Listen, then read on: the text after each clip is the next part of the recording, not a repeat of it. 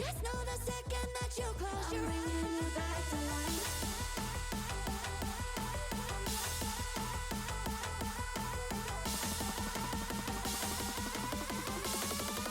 I'm bringing you back to life. Don't wanna want you. Why do I want you back? Don't wanna want you. I'm bringing you back to life. Don't wanna want you. Why do I want you back? Don't wanna want you. I'm bringing you back to life. Why do I want you back?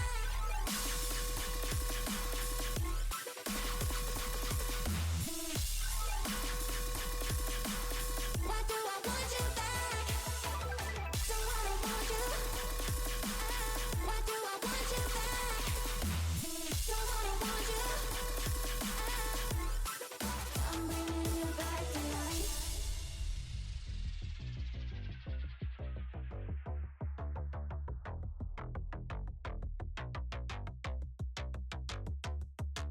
Hearts that clouded, no one's home. You're scattered all alone, can't do it on your own.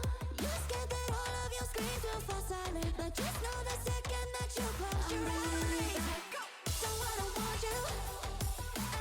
Why do I want you back? Don't wanna want you.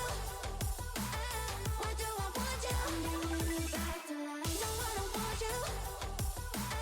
Why do I want you back? Don't wanna want you. Why do I want you? I'm bringing you back to life. Hearts that clouded, no one's home. You're scattered all alone, can't do it on your own. You're scared that all of your screams will fall silent, but just know the second that you close your eyes, I'm bringing you back to life.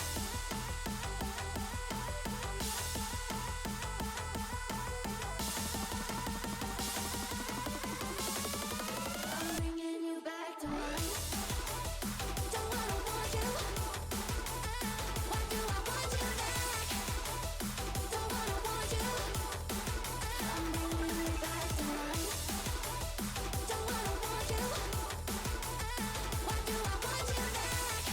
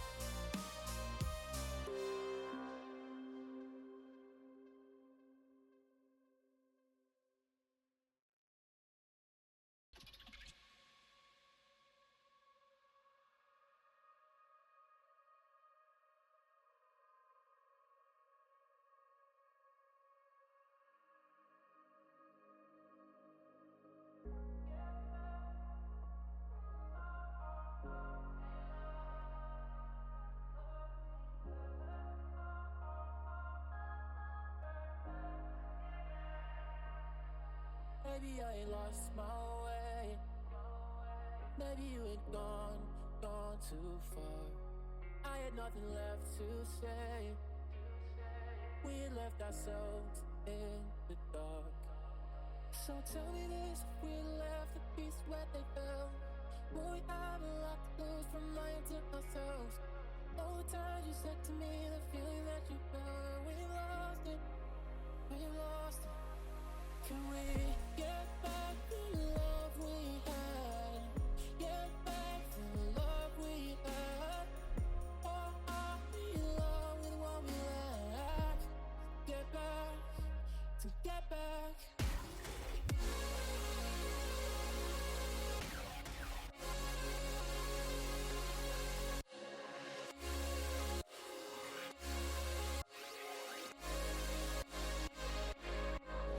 Get back the love we had. Get back the love we had. Or are we in love with what we lack? Get back, to get back.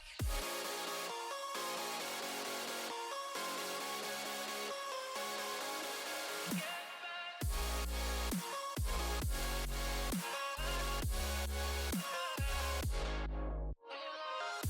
we had. Or are we in love with what we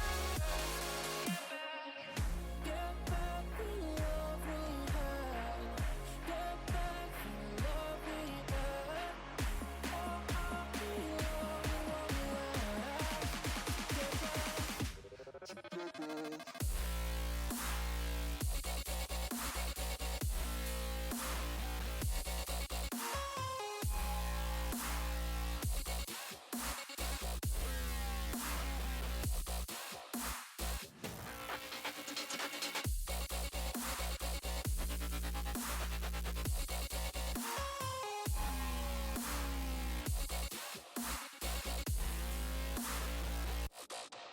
Maybe I ain't lost my way. Maybe you ain't gone too far. I had nothing left to say. We had left ourselves in the dark. Can we get back the love we had? Get back the love we had. Or are we in love with what we lack? Get back, to get back.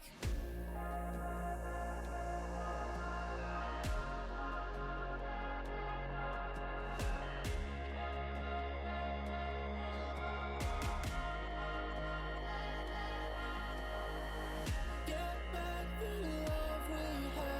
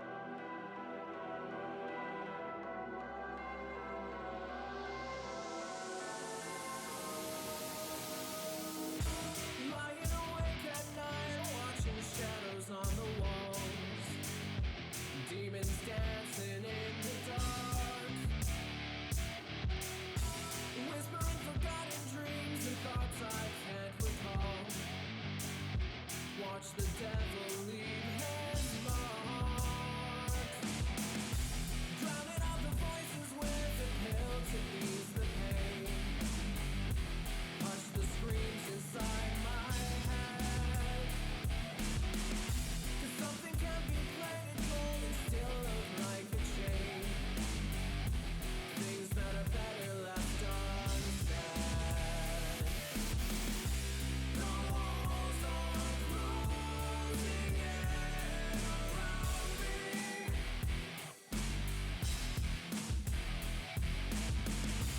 and all the lights keep burning out.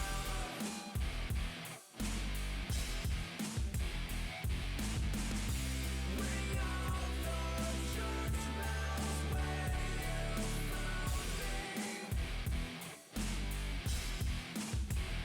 and take me home,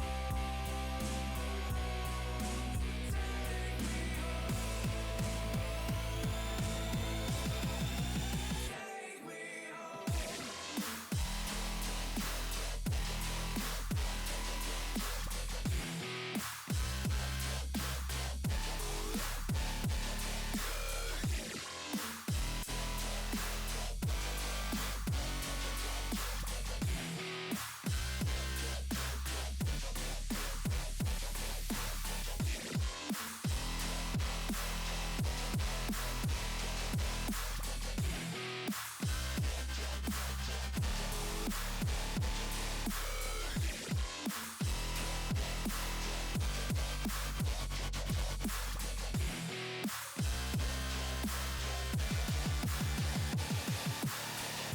Forsaken every dream and left the will to slowly fade.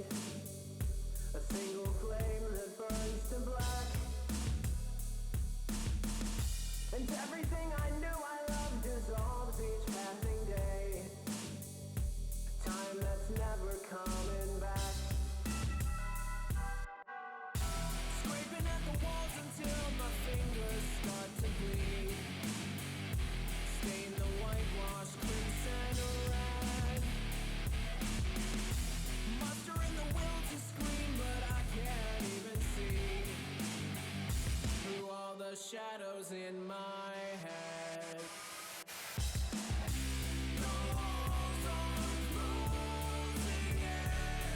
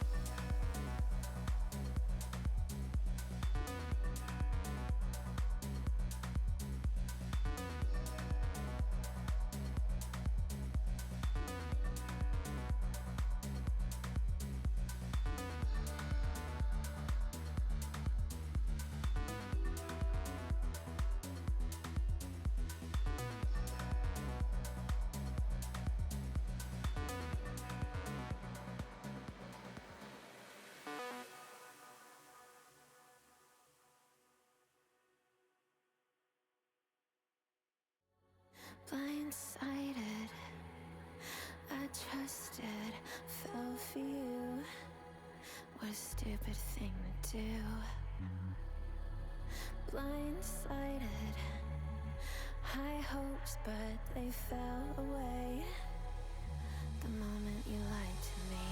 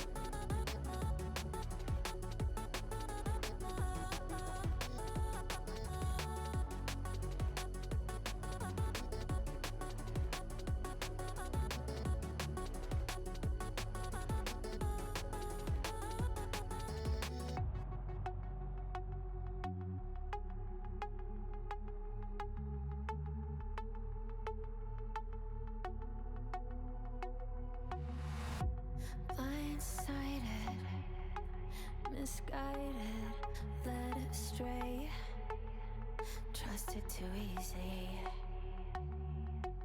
Blindsided, strung out on the smallest string, had me questioning everything. I don't know where I am now.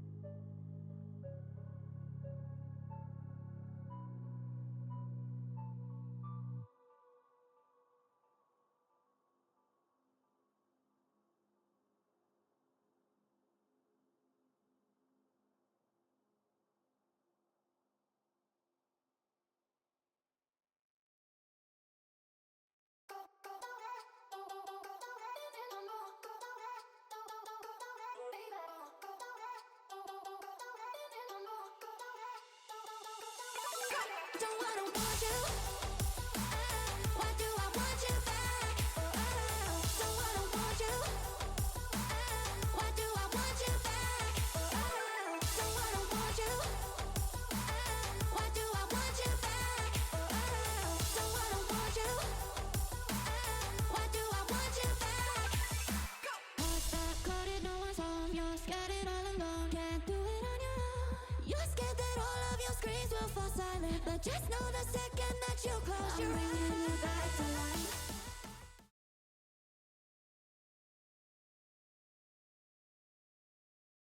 Hello and welcome to the 21st edition of the Dust2IN Masters. I'm your host, caster, commentator, broadcaster, everything else in between, observer as well, backpackbrain. I'm here to bring you through the action for the best of threes that we've got today. I've got an interesting bracket. In the absence of God's reign, who will claim the title of the domestic masters? This is the thing that we are trying to determine now.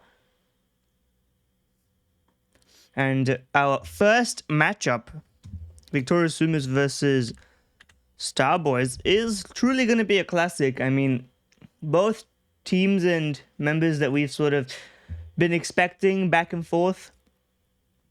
We've repeatedly seen Starboys in the mix, and of course we're happy to see them yet again here. Victorious SUMUS always very close to making it, but never able to truly beat the best of the best, such as, you know, the God's reigns of this world. But without God's reign, both of these teams actually have a fairly high chance of lifting that victory. So it really comes down to who has the better form today.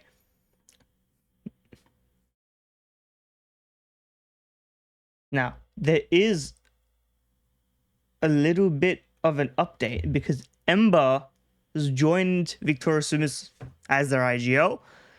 He's looking to lead the boys into a new era. And Victorious SUMUS recently did beat Flshbck, who's on the other side of the bracket, to make that final. So there are indeed a lot of options and pathways if you want to see Victorious SUMUS lift this trophy. On the other side, Starboys have got their own sort of pros and cons here.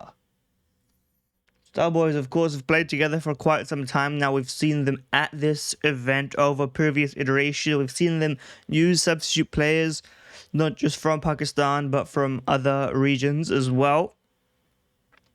And so it really becomes a question of, have they finally found their groove? Have they finally found it or put it together? Or is this a ceiling of Starboys? Are they only ever going to be able to show individual flashes? Because I've sort of been wondering this for a while now, that we've seen Starboys play, you know, over and over. They haven't really shown that team level up. I've seen good things from the individuals. That's certainly true. But not so much from, you know, your classics. In terms of trade fragging, team play, strategy, you know, even some of the fundamentals not necessarily fully ironed off. And so the question becomes, Victoria SUMUS having a new, you know, IGL, new vision perhaps for the team, is this the level up that they need in order to triumph?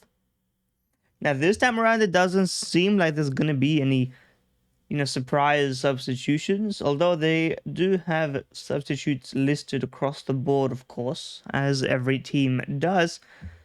But I mean, if you list down the players, Recoil Master, it's so ironic that Recoil Master is on the AWP. I have to say it every single time. Just in my opinion. But Benzene sort of had a few individual, you know, detrimental performances now and then. Maybe with Ember coming in, there's some freedom of space there. I've been very impressed, you know, with Razor's lurking abilities and with Arakin's sort of explosive nature. We'll see what the core rifling pack sort of looks like now that Ember's in, because Ember himself has also sort of been individually impressive at times to me. You know, back when he was on God's Drone rosters a while ago. So it's not like he's a stranger to being at the top of the domestic scene. I think that this could be the chance for him to show what he's worth. Whereas you've got your sort of your classic trio, Bloody, Sharp, Pava, HF. Or I guess HF is probably more part of that classic. Now in terms of map pool, already seen Mirage and Train banned. So I guess give you a little fix there. But I don't expect anything crazy.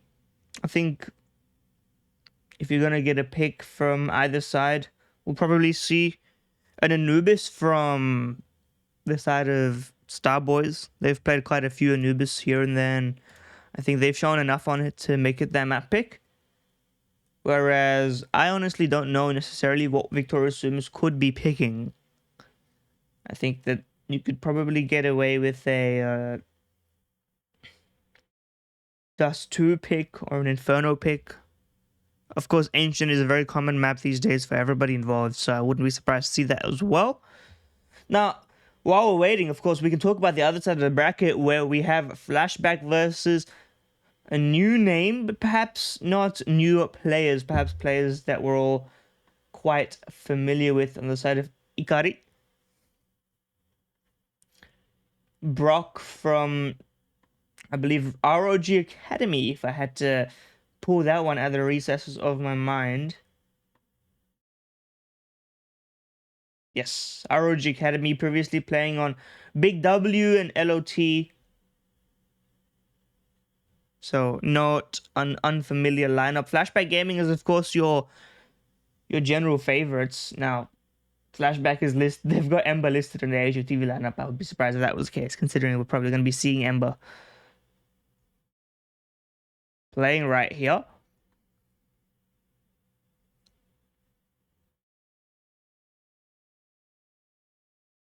The veto is being finalized.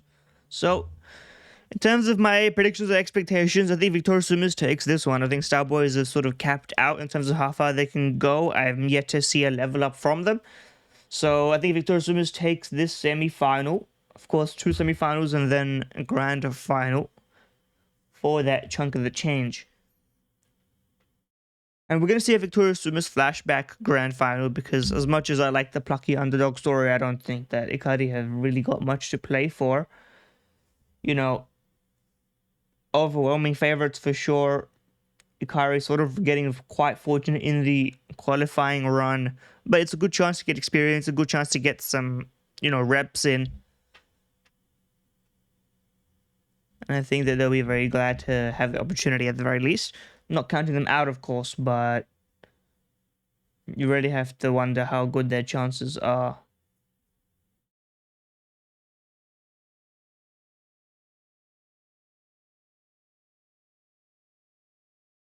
And so we'll be getting into the games as soon as we've got everything sorted and ready for you, as well as the map pool as well.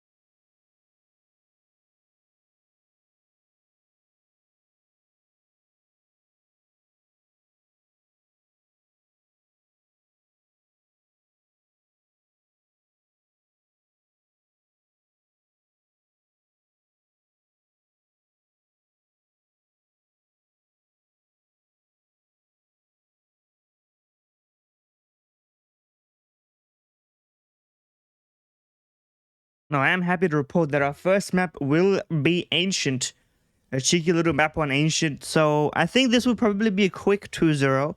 Starboys have got some solid pocket strats because map 2 is Anubis, and I think they've got a few, dynamic pops onto the B-bomb side that really could shock their enemies, but I still think that this should be solid into for Victorious SUMUS. We can move on to the grand final, and then we can truly see the best of the rest in the region. Victorious SUMUS versus Flshbck could be a lot of fun. I'm really anticipating that matchup. But of course, they have to be tested before they can be proven to be, what I'm dubbing is the battle of second place in the region. Battle for second place.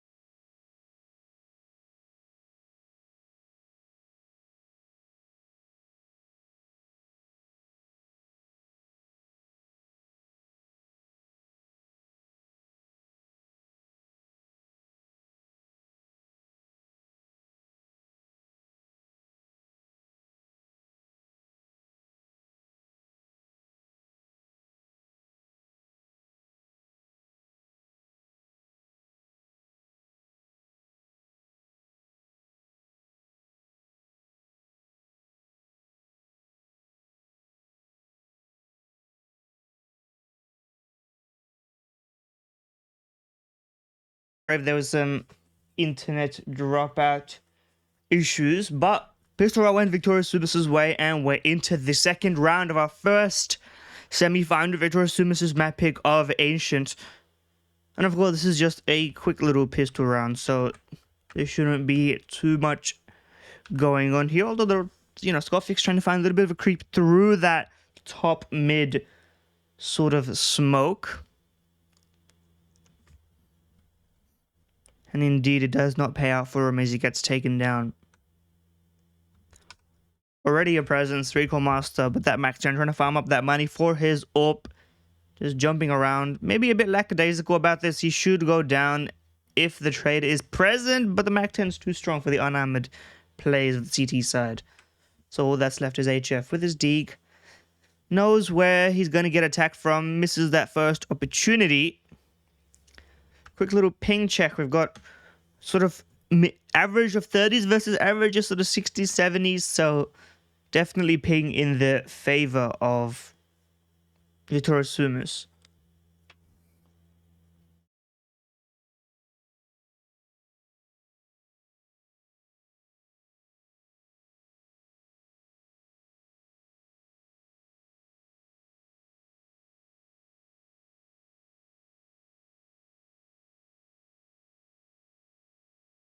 And now we're straight into the fullest of buys that the teams can muster. Already a 5v4.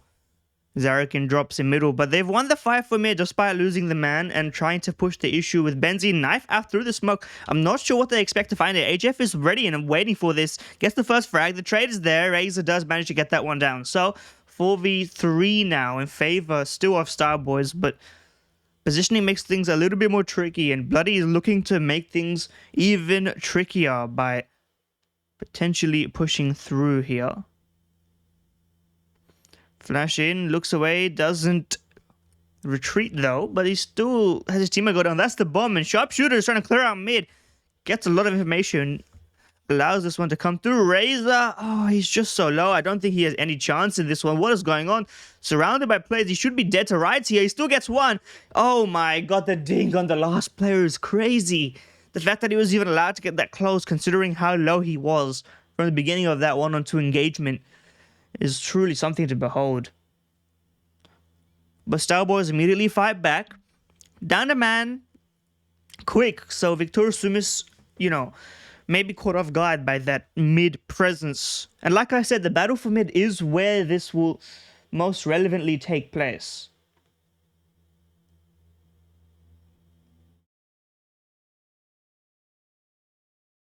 So that's where it's most pertinent. Hold on a second. What's going on here? Benzian's already got 2 frags. This time mid is fully cleared out.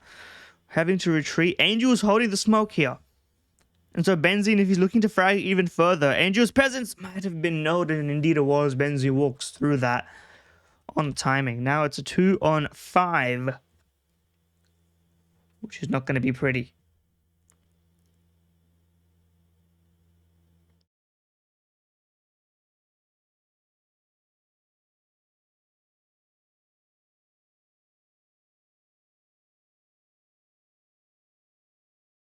And already you can see it's the initiative in mid that's going to be the make or break for a lot of these rounds, because when you don't want to overcomplicate things, you really just want to pick a place, get your mid control, which makes it easier to decide.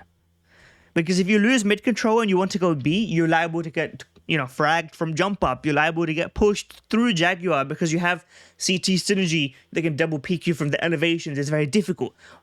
If you want to go A and you don't have mid, it's possible if you do it quickly, but you need to have some presence at donut. You can't have the donut players, having free reign into the entire bomb site, allowing the rotations to come through with no fear. And so if you want to fight, it needs to be with mid in mind almost all the time, especially if you want things to sort of pan out past the first 20 seconds. So this time around, only 2 guns, Bloody and Skofik, the only ones to be resourced, and surprisingly enough, they're both on B, but it's still a standard split. I guess the fear factor is enough to make things different here. A lot of mid presence usually, but this time it's going to be Bloody to... For a second there, he was thinking about peeking across and around that smoke. You can see what he was considering there.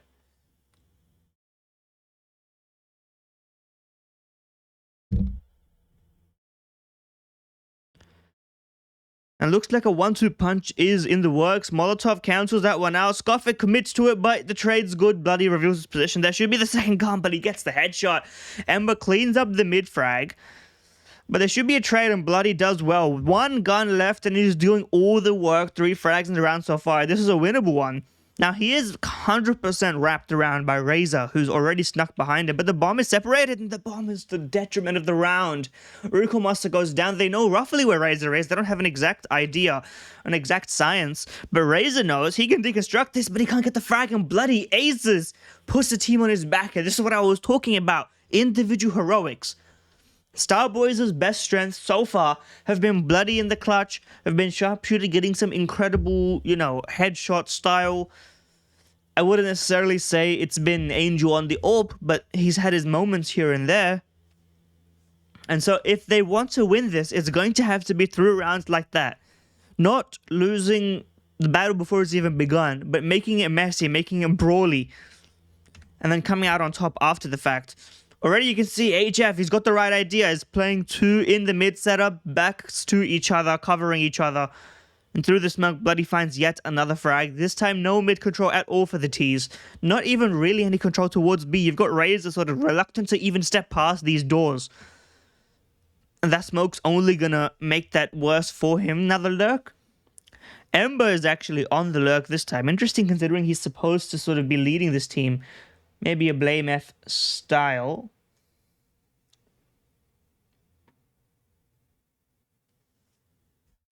Rico Master gets that frag. Skofik a bit too eager. Bloody. Molotov should have revealed his position, but he hasn't done much else. Meanwhile, Ember is just fragging out. It's HF to take first contact, while Bloody is sort of just waiting for Cave and Jaguar presence, which is not going to be the case. Now, those frags towards A have sort of tempted Ember towards it. It's 2-on-3, but it's a winnable 2-on-3 if Bloody can get... Oh my god, Bloody is on one today, just not aware enough to have his gun out. Quick switching should really be regulated. Some of these coaches and IGLs. Knife out there, I mean, this is bold. He's trying to prevent the bomb from being planted. Knife out there, he knows the timing. Just misses it, and now it's a 1-on-2. He's going through the smoke. It's not going to work out for him. Tries to deny the bomb. Even if he did, he would have gone down. And it's a nice try. And you can see Bloody has got a hot hand today. But the rest of his team does need to pick it up. Angel's gone 0 for 6, 14 ADR. It's not pretty. And it was already going to be an uphill battle trying to fight Victorious SUMUS on that map pick. But if you need, you know, more than just bloody life to win, it's going to already be tricky for it. Less mid focus. HF alone. This time there's a push though. Tandem. That's one way to get started. Angel and Sharpshooter towards a main. Quick frag onto Arakin. They've traded it for mid controller because HF has been forced to tuck into Donut. They know his rough idea of presence here, but they are playing a 1-2. There should be a trade from Sharpshooter, but HF actually does all the hard work himself, gets both frags. And so that combined A aggression into, you know, a delayed double mid setup there. HF didn't even really need a pop. Just took advantage of the latent presence. And they know that that was the second player. Recall Master and Ember, I mean, HF has still got one. That's a bomb drop. Bloody is wrapped around. And so the job's done regardless.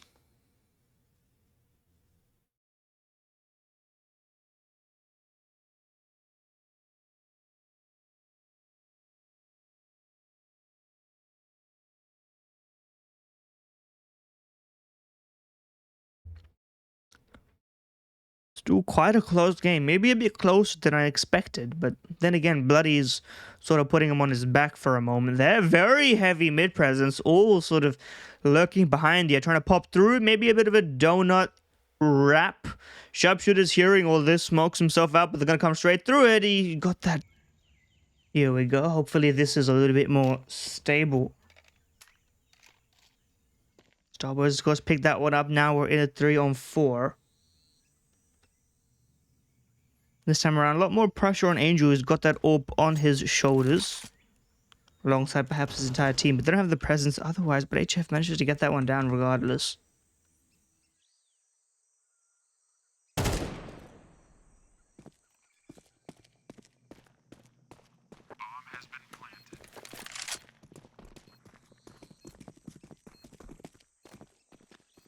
Pressure down, 3-on-3, Benzi behind the big box. Eric is lurking all the way back here. He's too far away to make any difference here, but everybody's taking care of business regardless. So I think Angel just got to go and save. They know he's here now, so they're going to try and lock him out of this. But too far away, he got one frag on the retreat, so it's probably just going to be a save on this one.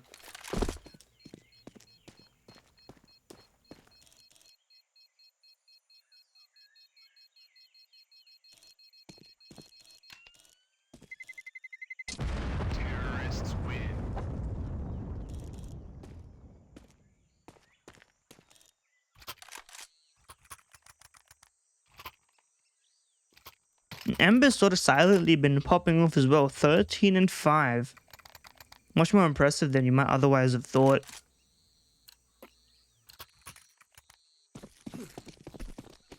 5-5 down the stretch. Half is coming to a close. More impressive than I expected from Starboys. Winning some crucial rounds, taking advantage of economy, not falling to Tech 9 buys when it matters the most. This time around that there's no cave presence at all. Instead, full in on mid is going to be a bit of a brawl. You see Arakin is just trying to put it together, but they actually do. They still want CT player though, and they managed to get the job done, but the mid presence is not done yet. One final leg of this marathon. Bloody with that M4.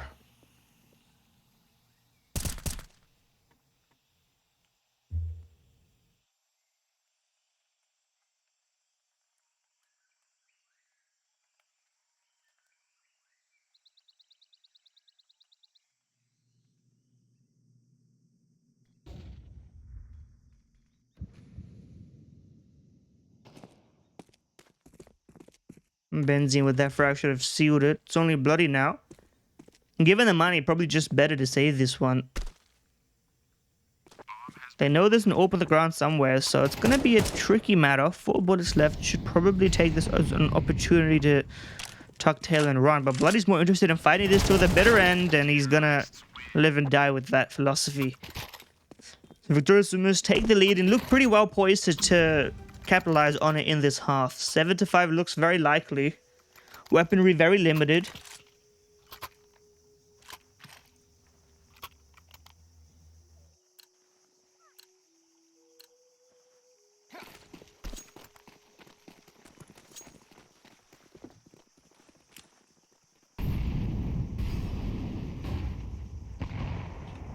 And so it's gonna have to be some sort of set play, you know, a combined push. Already you can see Andrews tried and tested this.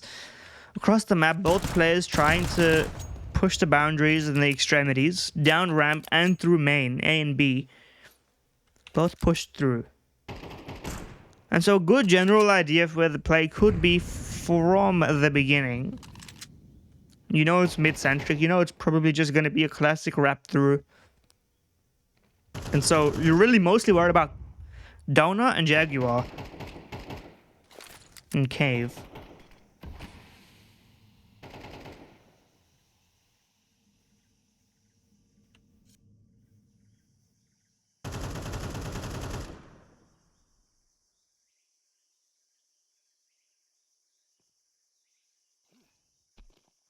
Execute comes in through B.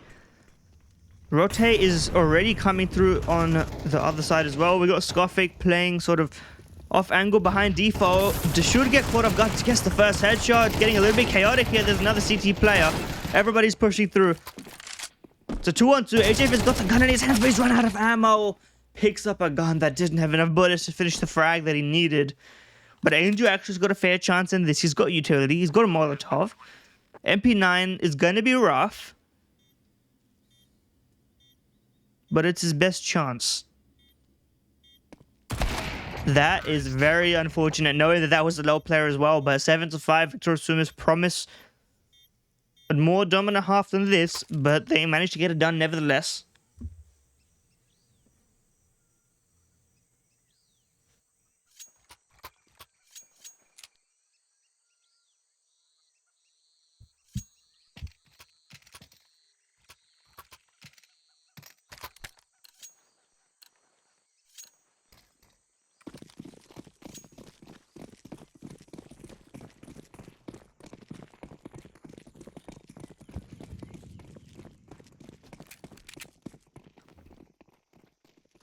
Pistol round.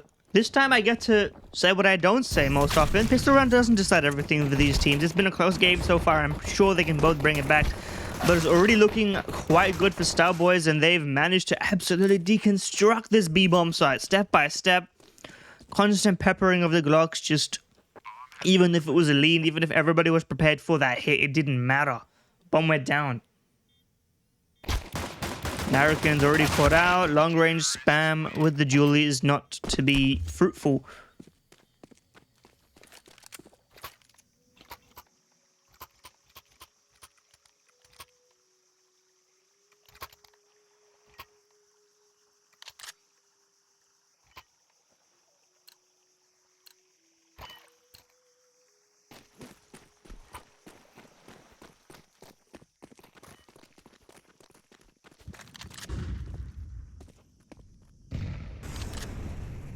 Shouldn't be a problem now.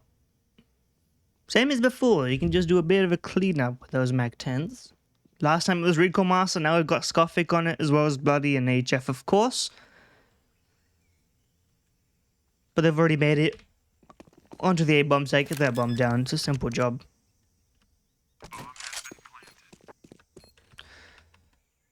And that Mac 10 will be the first to receive. Picks up one, not the cleanest Mac 10s.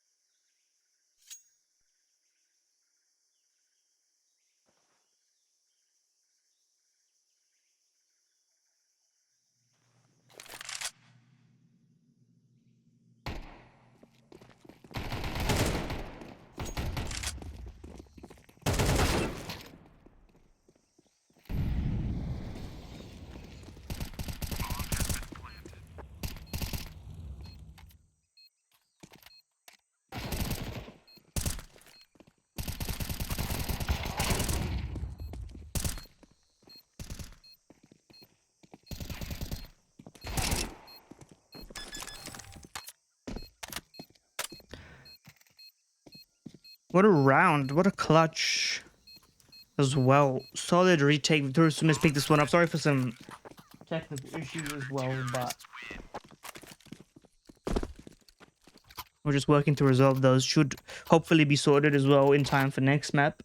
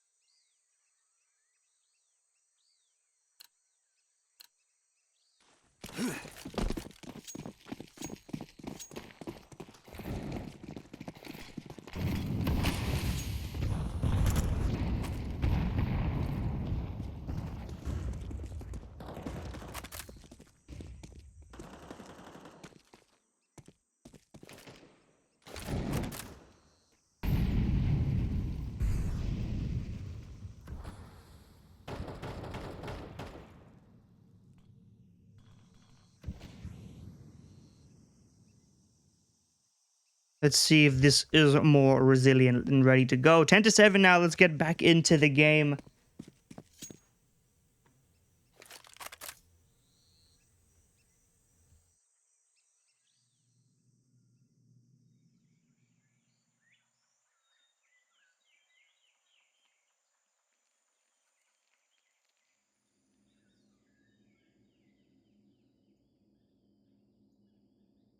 Locking this one down. Ember's ready to receive already in cave.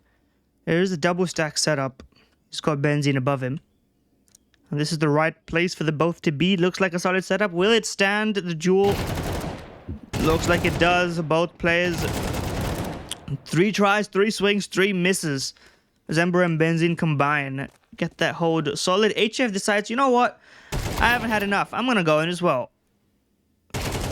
And he gets the first one because they were deconstructing the setup. He actually waits so long that it becomes the right play to do.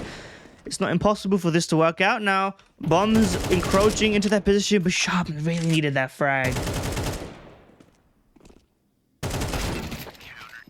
Narrakin makes wraparound look easy with that FAMAS. This is an 11-7 up.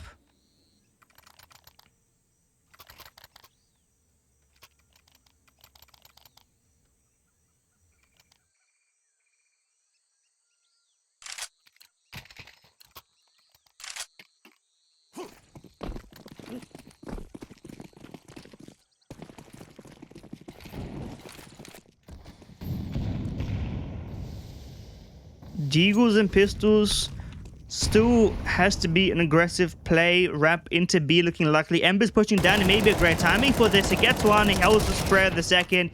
Rewarded for it. Another player tucked in towards cave. It's Angel. He's fighting to his last breath.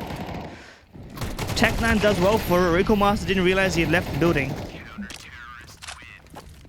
And so he turns around, rapidly gets that frag. 12-7. Looking good for Victorious SUMUS on the stretch.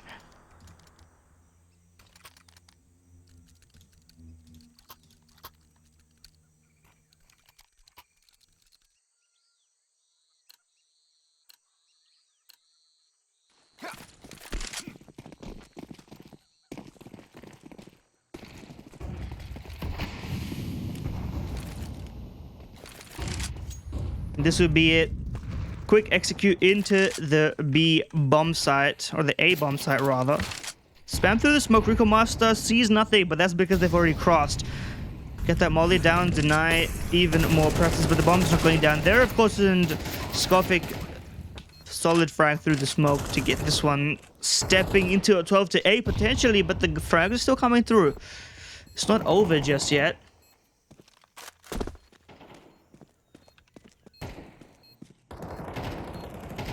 Benzene's still looking for an inch, but they're not giving him anything. He's gonna have to walk a mile, and the reload is being problematic, but Ember's actually gifted that frag. Time is ticking, gets a second one. Hold on a second, this could still be in play. Time is very low now. Has to be a kit, has to be now, and I think it's too late. They've given up. T players are probably still gonna pass with that bomb explosion, but HF survives, and that's good enough. Round victory. Oh, he doesn't. He goes down, but the job's done.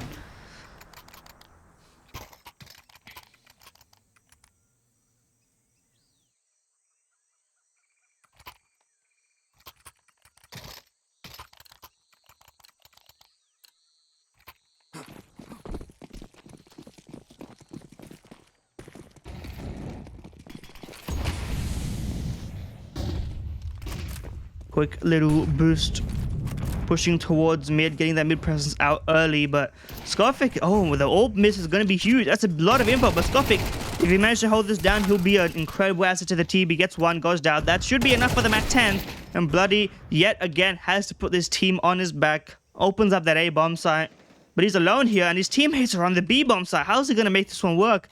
It's a 3-on-2, but the team is sort of separated. They don't exactly know what they're doing. Benzine's in the right position, but it's just a matter of seconds. Does he get caught? I'm not sure if he got caught. Doesn't seem to matter though. He can't get the crosshair in the right position.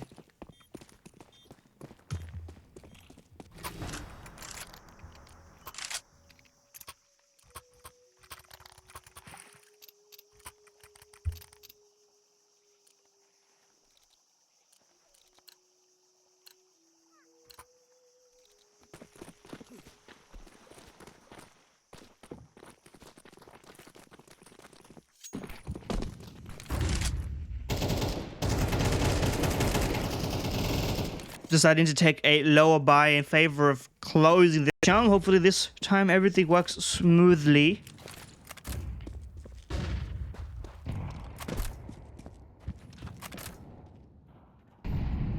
It's map 2, Starboys Victorious SUMUS. Starboys picked up the pistol, but Victorious SUMUS immediately in with that gun run with a quick wrap onto the A-bombs and managed to find success, and already doubling down on that success through middle. It's going to have to be a hero moment from Angel if they want to make things count here. And he can't even get the first, so this should already be a quick save. And Victorious SUMUS quickly fighting into this one, not letting this be as close as perhaps that previous map was. Bloody's very brave to fight here, considering this round is pretty much lost to begin with. Even if he got 3 frags and went down, Sharpshooter is just so unfathomably far away that I doubt anything is really going to come through with this.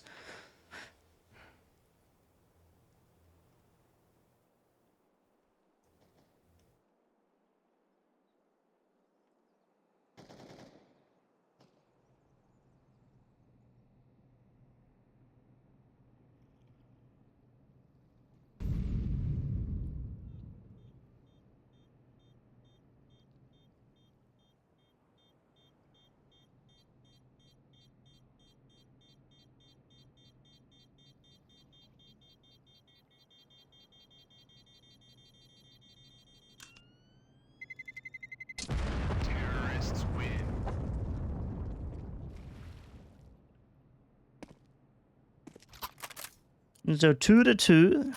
Anubis, of course, we're looking for a little bit more from the T side to begin with.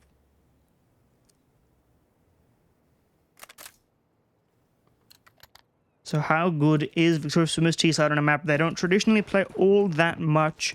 Compared to Starboys, who I've seen quite frequently picking into this, finding that success, making it their own.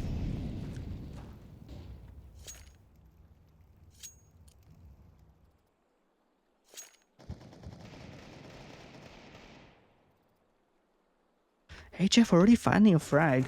It's quite impressive, but it's just not really going to change anything about the round.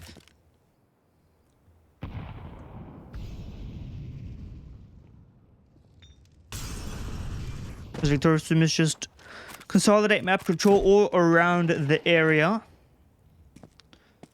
A, mid, B, you name it. They've got it if they want it.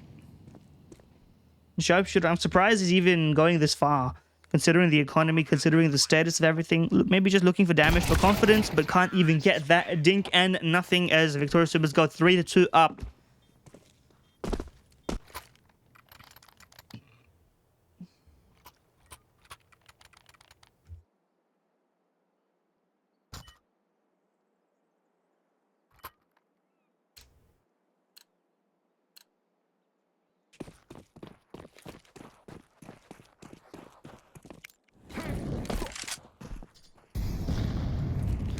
Already a Molotov into the B bomb side to prevent the positioning from being comfortable. In the meantime, though, Ember is already getting this mid grass. But there's a quick push through the A main silence, really. There's nobody looking at this except Razor is giving this a little bit of attention. Spots one, doesn't know that there's more behind this. That's the key point. Could just assume that that's the only player, but is wary, perhaps, of all that aggression, especially considering how little resistance that Ember has confronted in middle. Now, these two players in the B bomb site, do they know that they are 100% surrounded? I think Angel is a little bit worried considering nobody's pushed him yet. And so he's looking into Temple behind him. And he goes down without even knowing that there's a player to his right. Skofik picks up one, but Benzine in middle is sort of picking up all these cleanup frags. Skofik drops the bomb. There's another player that could have been catastrophic, but Bloody in a 1-on-2, low HP. It's not going to be easy. Walking through this, but Razor sharp eyes as he spots that.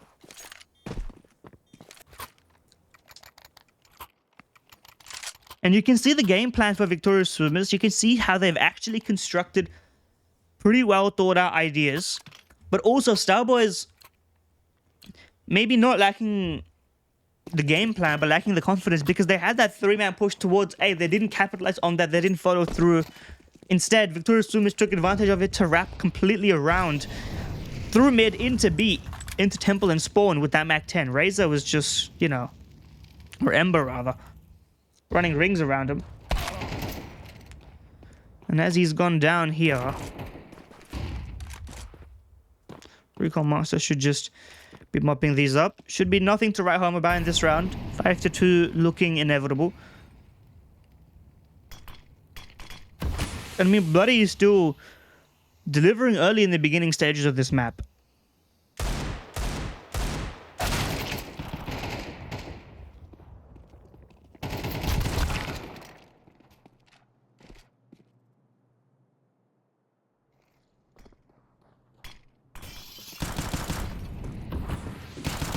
Skofik blind pot shots reward him with nothing, and the Deeg much the same.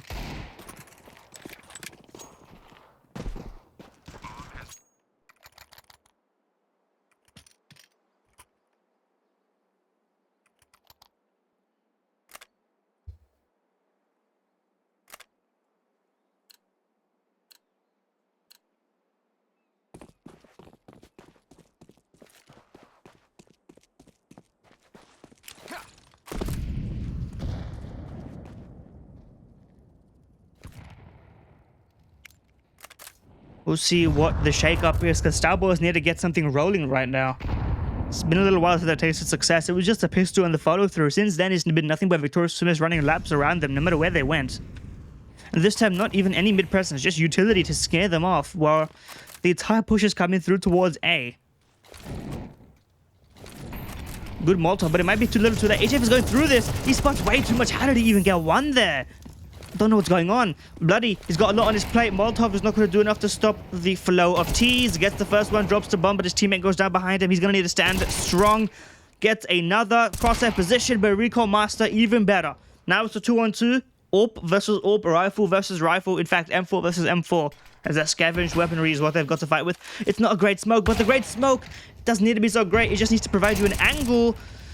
But now that fake tap. Skofik, does he bite? He bites, but it almost doesn't matter. Arakin makes good on that scuffed spray from Skofik. And they're so close to getting another round, but it's not another round, and that's the important part, because Victorious Swimmers have that economy. They can stomach all these close rounds back to back to back, because they have these backup funds. But that's not the case for Starboys. Starboys are buying down to the wire every single time just to get another chance into this. And the fact that that's the case means that they're very limited in their opportunities, in their utility. I mean, look at this. Look at the U2 at the start of this round. They've got 3 smokes, now down to 2, and a Molotov, and that's it. 1 minute 40. They have nothing to fight with in the round. It's going to have to be raw jewels, and even then, they've got limited weaponry. Granted, some of them have just saved a little bit of money, but HF buying down with a FAMAS. Bloody, of course, with that M4. And Arakin now is just biding his time.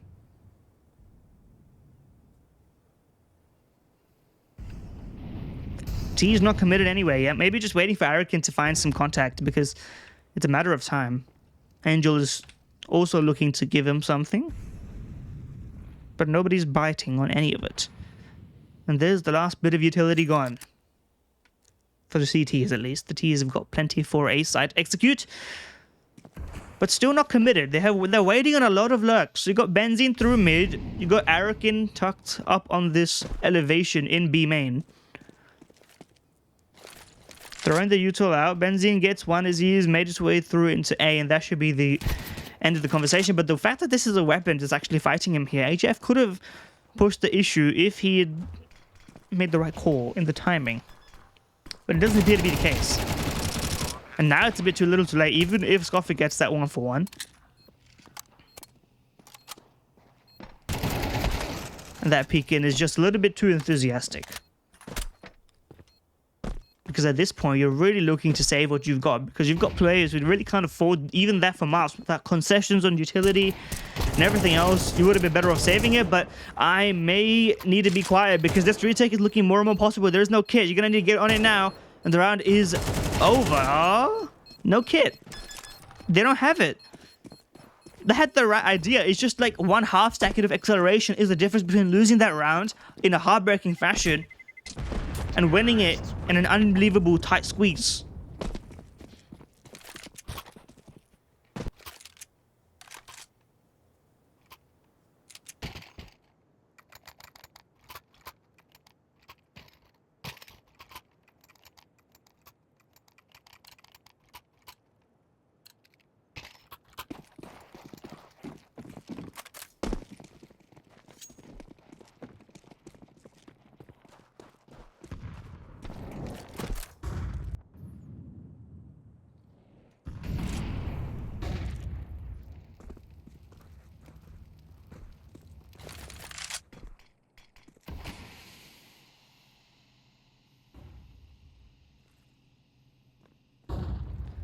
Stitching this one together is Victoria's SUMUS. Dominant since they had the opportunity to put an investment in.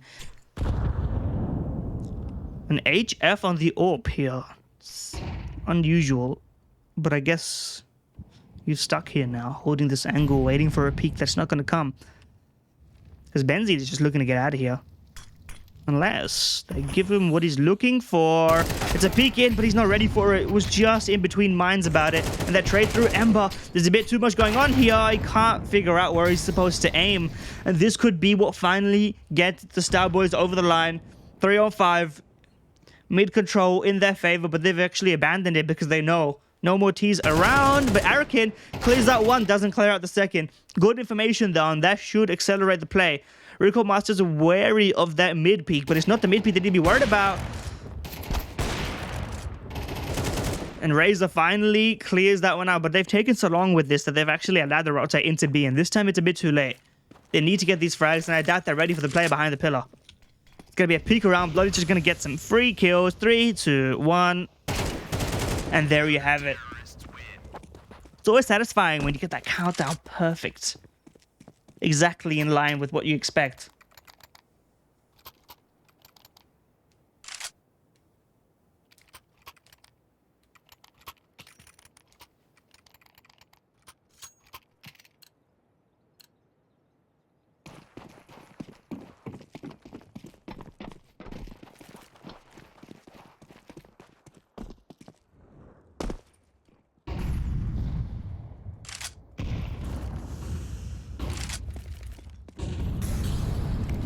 U2 coming in.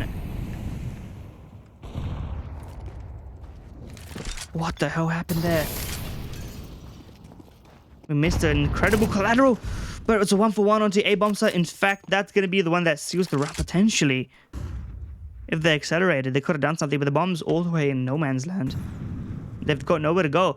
But the fact that the bomb site was completely empty when those kills went through actually makes the CTs think that this was an acceleration moment for the T's. The Starboys, they're biting on the wrong bait, and they realized it quickly enough. Victoria's SUMUS don't have the manpower to make any decisions here.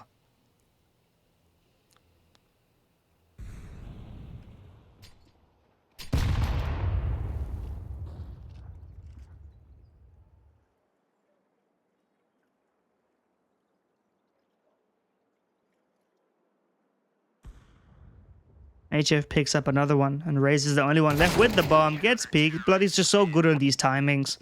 Knows exactly when he should just face him directly, when he should wait.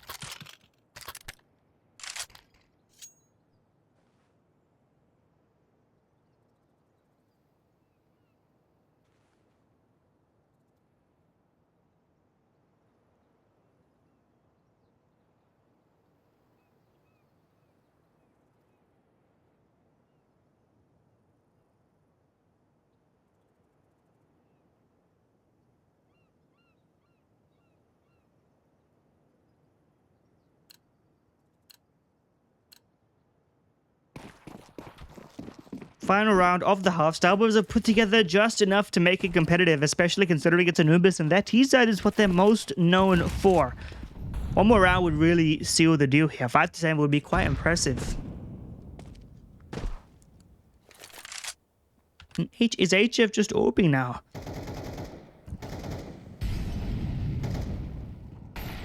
Three towards B. Only one towards A, and that could be problematic considering what's on your mini-map right there.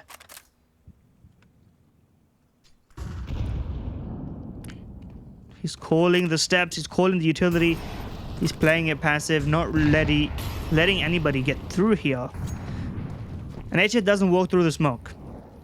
They've learned from their mistakes, they're not going to play reckless. It's a full rotate towards heaven. Sharpshooter's gonna do the little smoke sit trick in the corner though.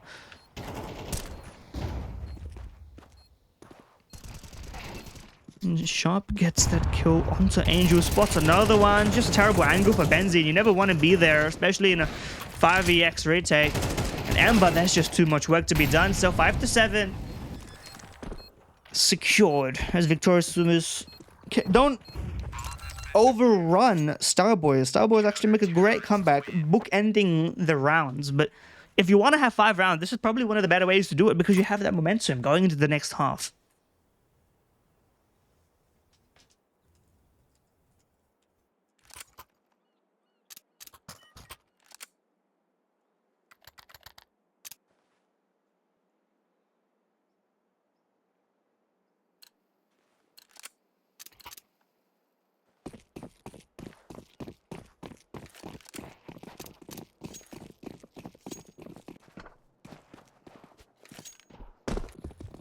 For this pistol round, they've prescribed themselves a straight run into A. One flash and go. It's that simple, and a Molotov potentially for the bomb. One spotted, but do they know about the pillar player? They do not. And Razor does go down. They've already rotated all the requisite members, and that should be enough. Crazy, wacky jump. Doesn't allow him to escape. And HF's got the bomb in his back, so he can actually just make a full run. And looks like that's what he's going to do immediately. No hesitation, and that's actually putting him in a good position for a bomb plant here. He spots one. If he's got the balls for it, he can stick the plant right here, but he doesn't know what the rotation status is like. Indeed he does. Thinks of his team first. Bomb is down. Knows there's 2. Knows every single location now. It's a matter of frags. Locked on robotic aim, but he can't get the 3rd. Nice try from HF. Really made it close.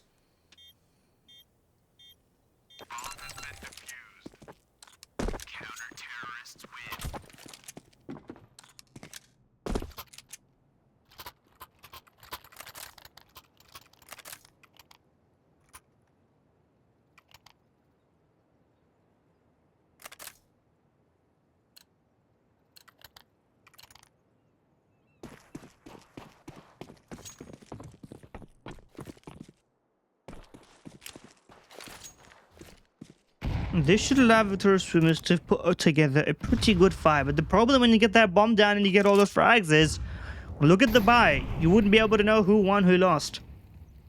Except there's a bit more U2 on the CT side, and Razor up close. Full blind goes down. Oh, a team kill. That team kill might actually save Victorious SUMUS' chances because that's going to embolden them. That's going to make them realize they still got a chance in this round. Ember goes through the smoke, gets a double kill, another team kill. Back-to-back team kills in the round, but that one's a little bit more understandable. Recon Master goes through yet another 1-for-1, but all these 1-for-1s have been in the background of these team kills. And so it's a 2v0 to end it all. No bomb plant, no nothing. And what a mess it's been.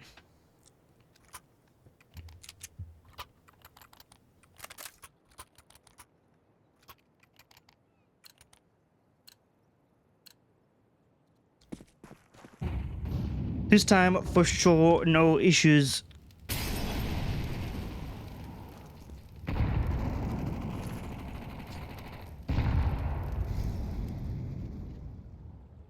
The Victorious SUMUS 10-6 up, get that quick lead. And look in prime position to close this one out, but it's not over yet. There's still ample opportunity for them to make something of this.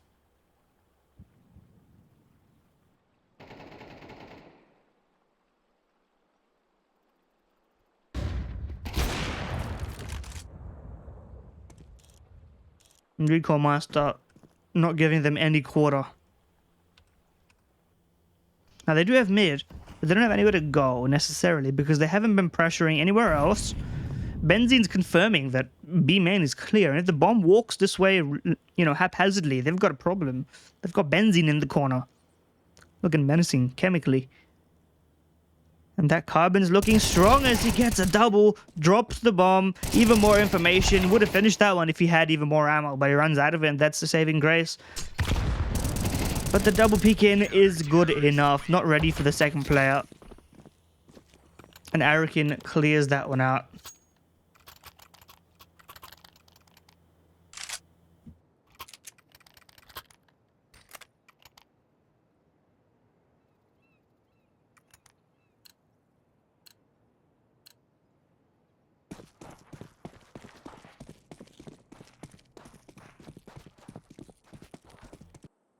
So, Starboys buying down to 0 back-to-back, not saving to give up overtime. Committing immediately, and Skofik putting their aggression first and foremost, but stopped by that smoke.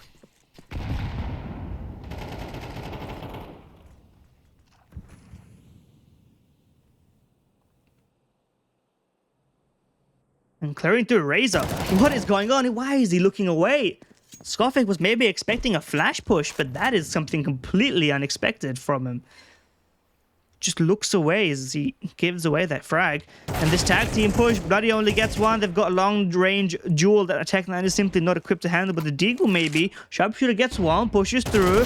Got that AK now, but Benzine still finishes the job, and Sharpshooter's location is known. 3v1. Bomb not in his control. He's got a lot of work to do if he wants to put this one forward.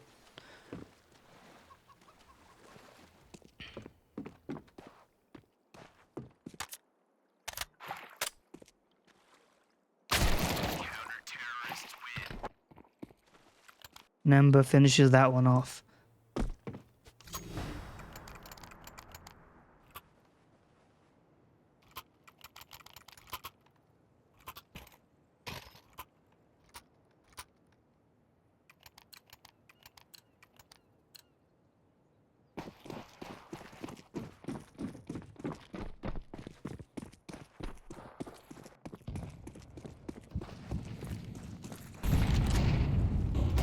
Straight in. Starboys, not a great start, so what might be the end? Victorious SUMUS. Close game in that first map, but ironically on Starboys' pick, they just never got started. It's a 3-on-2, now a 1-on-2. Skofik's got a lot of work ahead of him. And he hasn't got it in him. That's your first grand finalist, Victorious SUMUS. Relatively dominant fashion on this last map. They are your first grand finalists. Looking forward to see who they play. As that first semi-final is still underway between iKaRi and Flshbck Gaming. All that and more potentially coming up right after this.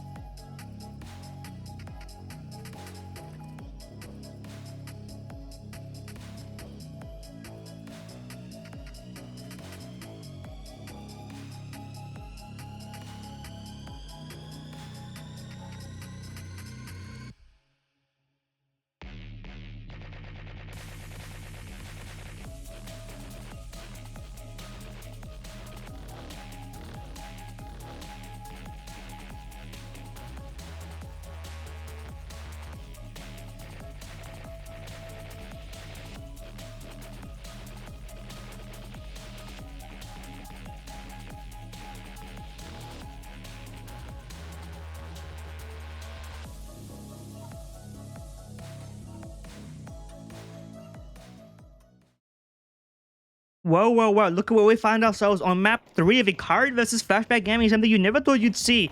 Bunch of ragtag, young and up-and-coming players, new faces on iKaRi. Most familiar place, or face rather, is Brock. We're very familiar with the players of Flshbck Gaming, and we're not familiar with seeing them in this position.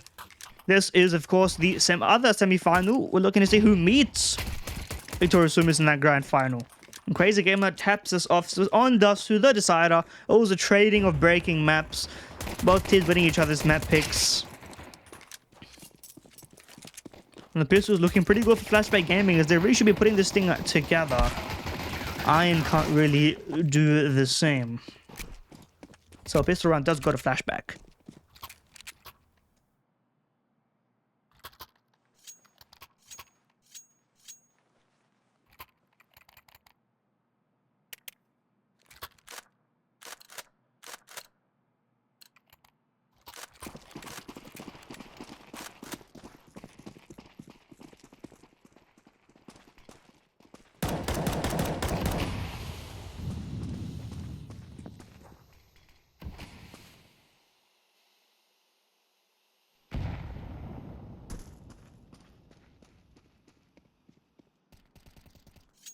Just a relatively low buy. No armor really behind these pistols. Just gonna go straight into the B bomb side. Dust2IN should have a pretty easy pickings of it, but he's alone now. He's got a lot more pressure on him. Hold on a second, the bomb could go down here.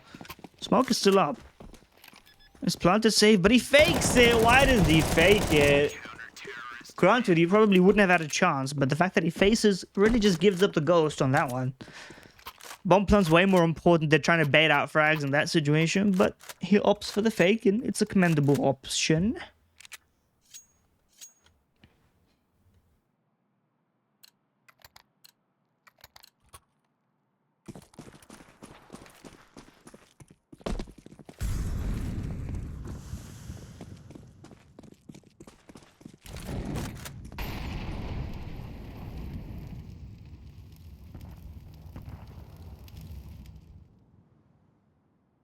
This time around, the B tons push is not met by anything.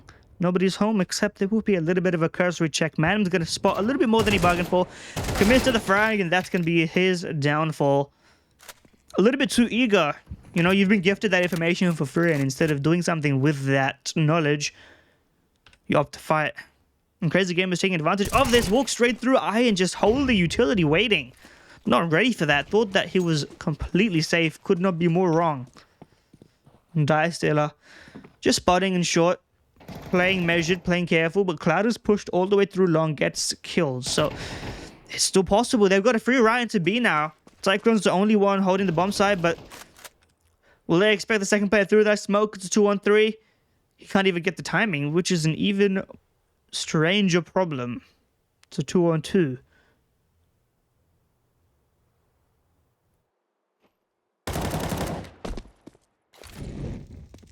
Cyclone gets one, doesn't quite get the second, but Dragon's already down low. So I doubt there will be much else to look forward to.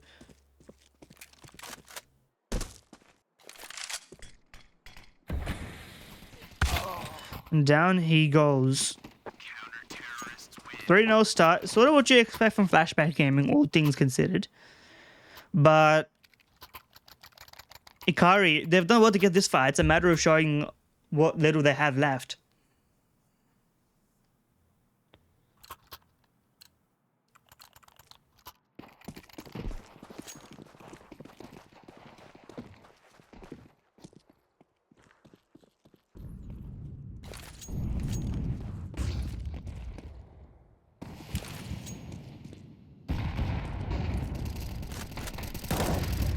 And here we are. Just a couple more pistols, just a quick little mop up, nothing to write home about.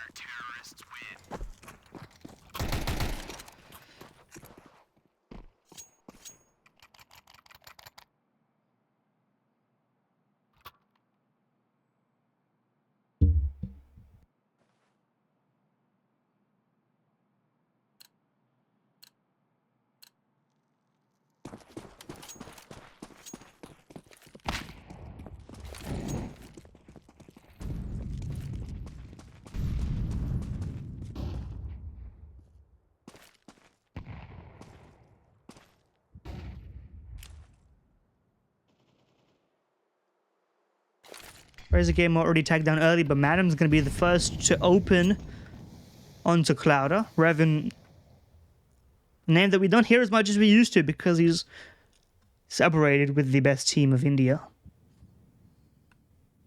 Talk all about fired up now, but Revan's the OG AWP.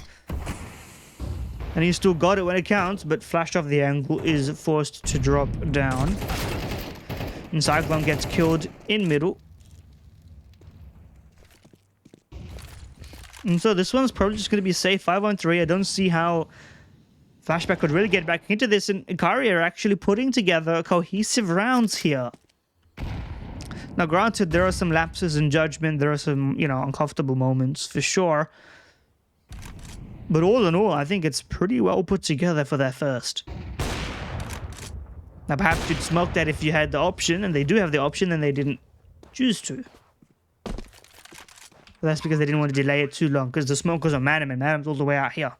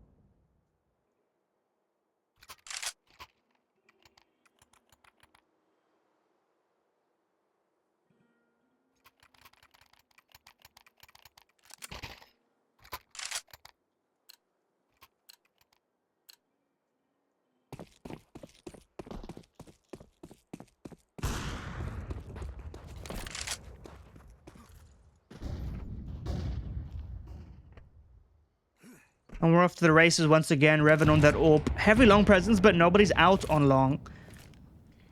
It's more standard. Perhaps rearing up for a mid to B, transfer into a short. You know how the story goes.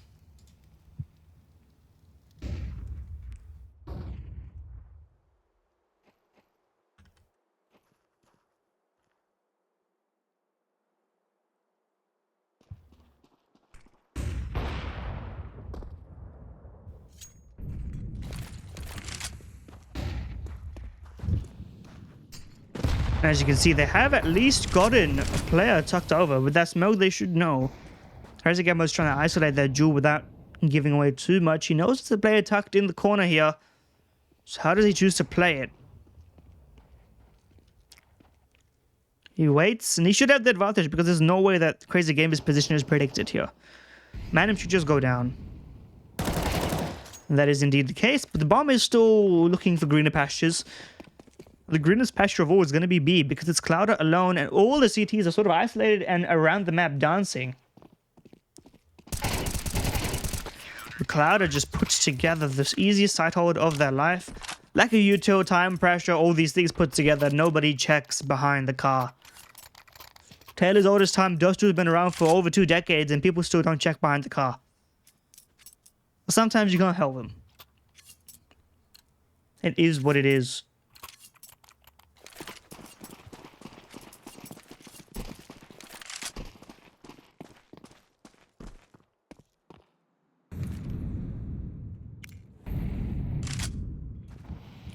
And this time around, a little bit more patience, a little bit more of a waiting game. Push into underpass. Revan's got the right idea. Oh, what a bait. What a bait and switch. Cyclone does get one with that aggressive. He retreats back. He knows he's already done more than he should have.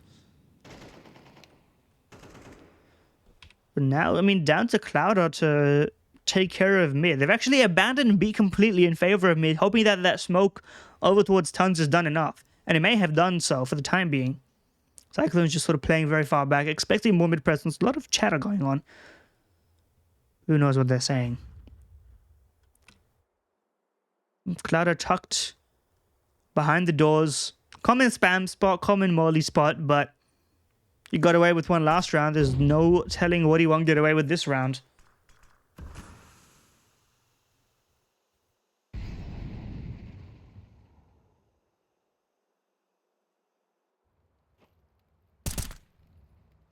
Interesting shot. Scaring them off. He's got nothing else to throw at them, though.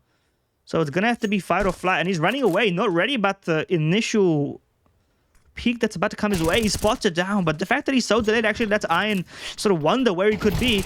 He peeks all the way out, and it's the Orb that has the trade, and the Orb can't find the clean frag with the pistol out. Cyclone gets 3 on the site. What an incredible hold from nothing. Literally not even in the bomb site for the initial contact. Manum gets that first. But Crazy Gamer quick to aggress and trade. And so 6-1, Flshbck Gaming taking care of business in what we expected to do the entire series.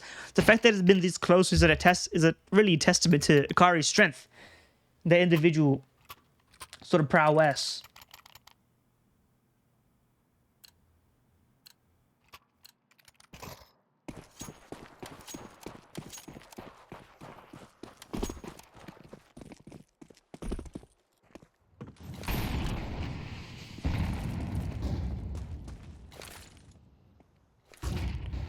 Flash in, top, mid, all the way through Cyclone. If he wants to break the smoke, he's going to get a nasty surprise. But the timing could be perfect. It's actually imperfect. He sees nothing. That could be very misleading. All 5 are towards short. And who is there to receive? You got Revan with the Orb, but the Orb is not the best weapon to deal with 5 running and gunning Tech 9s at you. If the U2 is enough. And there's plenty of U2 to flash him out of this. Now, the good thing is, they've got Crazy Gamer ready to jump up and push through right behind him as soon as anything is triggered. Revan throws a smoke to try and digress. The drop down is covered by Cyclone. Misses his second shot. Revan, you really need to do more than this. He gets one, but they've just been picked off so far. The bomb doesn't go down. It's down to Ole. Gets the first Tech 9 shot. Doesn't prepare himself for the next because that was the player that they fragged out. You can't blame him for that lapse. But you can say it's 7-1 scoreline.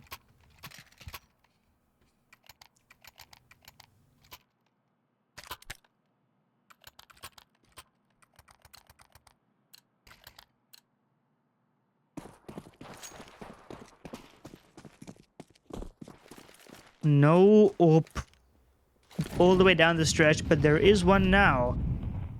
Ole is watching for it, but he hasn't seen anything except telltale signs. Bro gets one. He could have gotten a second, but couldn't rest his gun in time, so it's a 4-on-3. Cyclone playing with danger here. He doesn't know how close he was to being spotted. He doesn't know how close he is to spotting the enemy. Dragon just runs past him. And maybe even backs up straight into him. Iron's liable to do so. But Ole's patience has been rewarded. Dragon gets that frag. And now a 3-on-4 turned into a 3-on-2. Patience crossed both ends of the side. Dice Dealer needed to make a play. You can't blame him for trying. But Revan, the fact that he's going so aggressive with this, I'm not sure what the plan is. Because he knows that there was a player in towards middle. Or at least it's on his mind now. Wild the Tech 9 locked himself out of it. And again, nowhere was really safe for him, so the snap decision to run and go for it.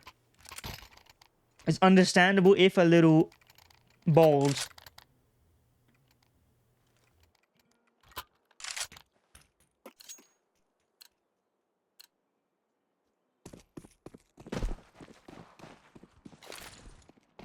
Quick and dirty smoke. You can use that lineup yourselves. And that smoke was a definite smoke string because Ole takes down Revan. The better Orpa, you would say, from experience-wise, goes down. Really showing you that there is still some depth to be had. There's some tricks and shenanigans to be demonstrated. Molotov misses. Flshbck dominant so far, but considering how far the series has gone up until this point, knife in the smoke. Okay, I see how it happened. I can put that one together. It's the classic tucked into self-smoke and then, well, let's not even deal with it. Bomb dropped on short. There is still a player who can make this one work. Oh, it's not clean, Brock. You need to do a little bit better than that, my friend. All these headshots available to you. None of them posted up. So, 2-on-3. It's the Orb that's left. Not ideal for these lower HP players, but it is ideal for that one. He picks it up. He's got enough health and he's got the time to make this one work. Not the bomb, though. I'm surprised that he's still sticking with the Orb. But now that he's on low, oh, you could see in that second he realized he messed up.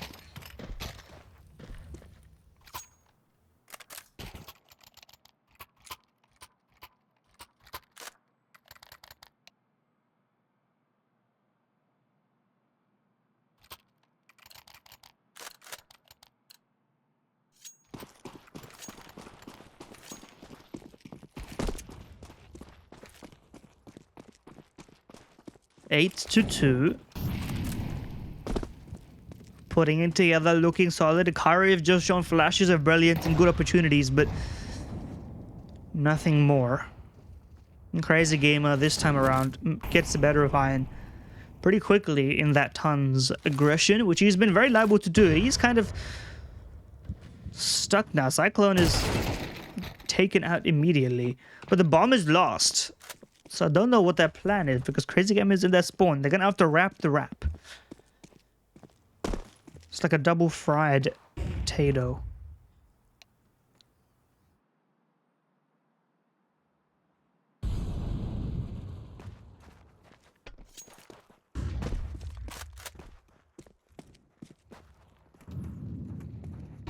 Looking away for the U-tool. It's a 4-on-2 with the bomb in control. I doubt anything will go crazy with this, but Dragon actually gets one down.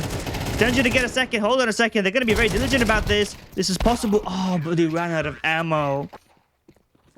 Brock as well could have just got one more, and it would have all unraveled right in front of them. But instead, it's going to be quite the opposite.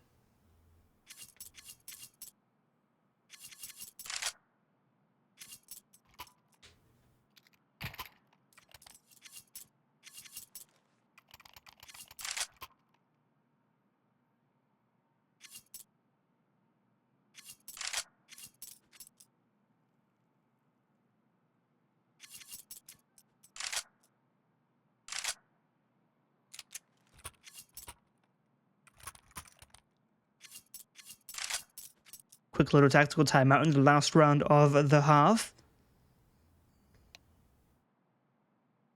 I'm very curious. Hold on a second. Let me see if I can't enhance this for you. I can work some magic. Give me a second.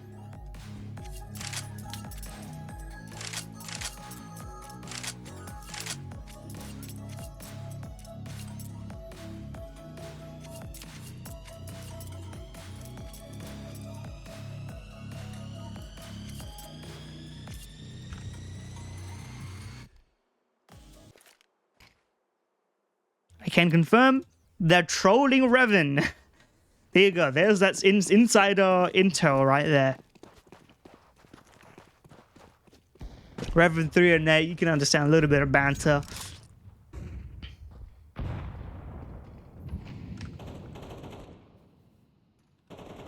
Been a rough day for him, but Cloud is not having a rough day at all. His aggression is something else. What other team just decides to barrel it straight down mid and long, crunch mid long towards top mid, get the bomb down already, but they've almost lost this round literally a minute before this. So who's to say it can't happen again? Now this time that utility is going to be a little bit more effective, but hold on a second. What is going on here? Iron is through the smoke. And he can actually get this one together. Oh my god, Iron just got 2 kills out of nowhere. Gifted them. Top mid frag. What is going on? Iron's too low to finish this one, surely. But a minute on the clock. No bomb control. He's got the AWP. I don't know what's happening, quite frankly. But should be a 10 to 2. I don't see how Iron could win this. Clock in hand. And there you have it. Crazy Gamer finishes that one 10 to 2. Locking this one out. Flshbck Gaming should be waltzing into that grand final. Just a little bit of sweat on their foreheads from that second map.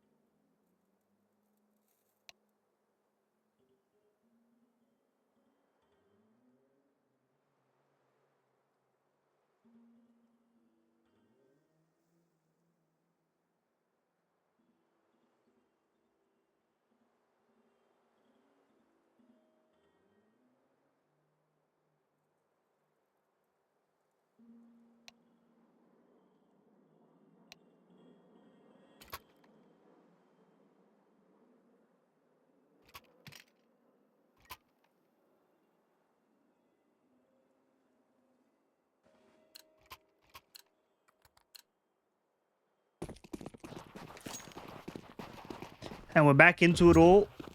Pistol round, Flshbck versus iKaRi. iKaRi, I'm saying the line, I'm saying it, they need this round.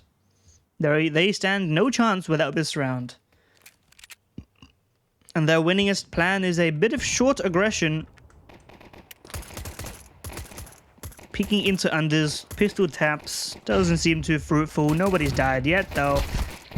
And there you go, Brock takes one down. It's a good start, but they need a little bit more because that's an instant trade. Cyclone takes another one down, and as everything instantly collapses, that short, alongside that B tons presence, just once again,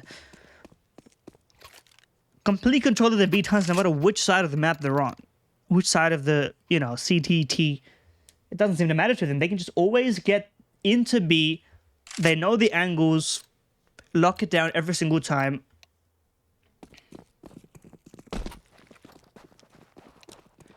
And it's no problem.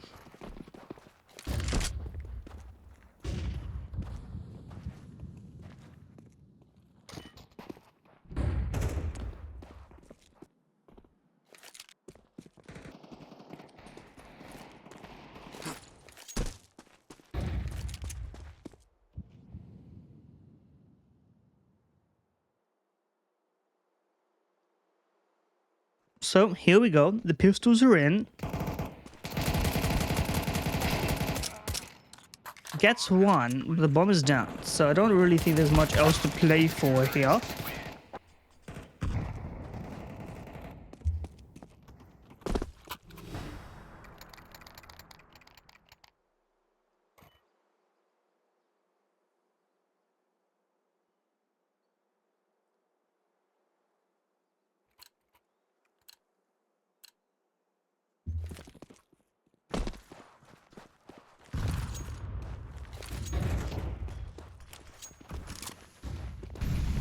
And here we go. Their final fight. iKaRi already going down step by step. They did well to make it this far, but Flshbck Gaming showing that pedigree, showing that they're a cut above the competition yet again. Dragon FX, that's doing quite a good job to fight, and Brockle's already got one. So you know what? This could still be in contention, but they know where the player is. Here and there. The bomb is on its own journey. I'm not sure what Crazy Gamer thinks he's doing, but he may be onto something. They can peek in tandem with Cyclone. Try swing in. There's two CTs looking at him. That's not going to be pretty. The mid swing does not pan out as well.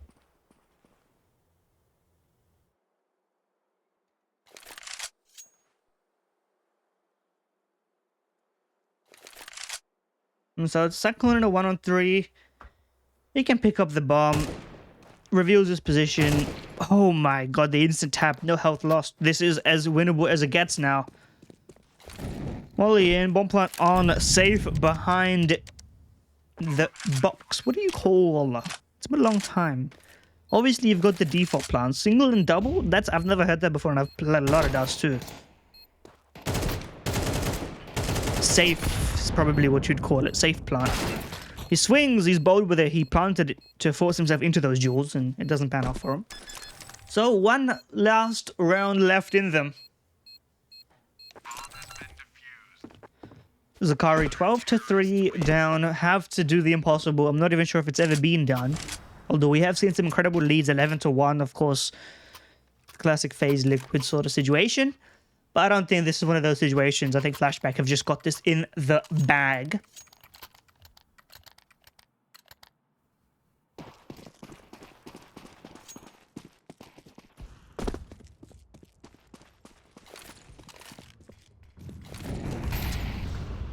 Ole does get yet another AWP frag. He's been playing pretty well in the mid-jewels, but across the rest of the map, he's had pretty much no impact. Which is not what you want to hear. But he starts this one off on the right foot. Gives up short control in exchange for a frag. I don't know what Brock was doing on that one, swinging wildly in that new jump-up box, but he gets that frag, throws that smoke in, and prevents the jewels from being unfavorable. Recruits his teammate. And now into 5-on-3, this one should be sorted. Brock's got the right idea. There's a smoke creep coming, but he's jumping up and little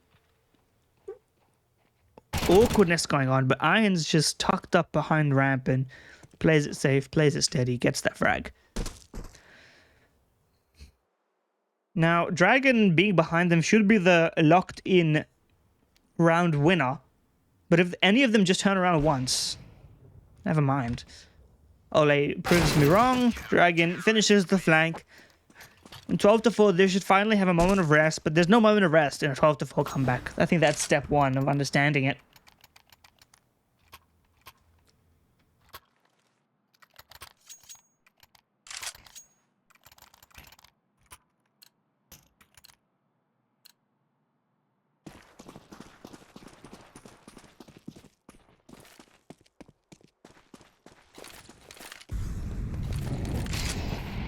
Should just be a simple mop-up, but the fact that they've gone for 4 deagles and a Tech 9, they've actually forced more or less into this. Just Crazy Gamer not buying so much.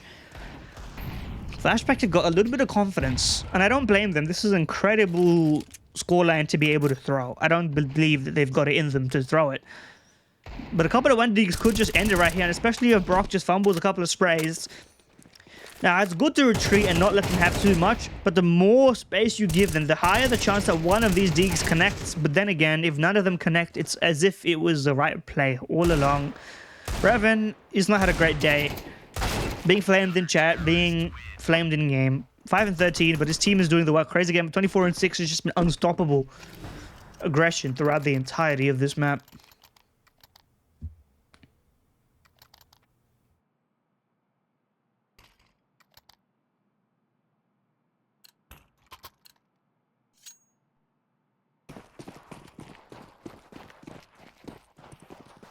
And you can see that it was part of a cohesive plan, because now Crazy Gamer is using to save money from last round to buy himself an AK. Hero AK, 24 and 6. You can pick up the pieces. He thinks he can do it himself. And I think he can as well, which is the important part. Flash in. Crazy Gamer should just let his Tech 9 teammates bait, or be bait. The fact that he's going in first is interesting to me, but then again, if Donk can do it, why can't Crazy Gamer? Ole, Orp, Tech 9 jumping around, too slow on the trigger. So that flick was gargantuan pace. He picks up another one. There's just too many targets. You can tell he was so confused. The push in towards Tons is over as well. Rever gets that frag, seals the deal. Potentially this is over. Manum is just looking into the wall. His fate is sealed. And there you have it. Flshbck Gaming picked that one up. 13-5. Demolishing. They brushed past that close map that they actually lost to the underdogs. Very well fought by iKaRi. I'm glad we got to see them, because it's always nice when a new team shows up, makes a name for themselves. Don't be surprised if you see some of these individuals playing other teams and other, mixes as time goes on. But commiserations to them. Congratulations to Flshbck, who are your grand finalists, who will be meeting Victorious SUMUS in the grand final to decide who is the best of the rest. The battle for second place. God drained his way. Now the other teams shall play. I'm coming up with all of the names for it, but you know what I mean. All that and more after the break. Do not go anywhere. We'll be right back with the action ready for you.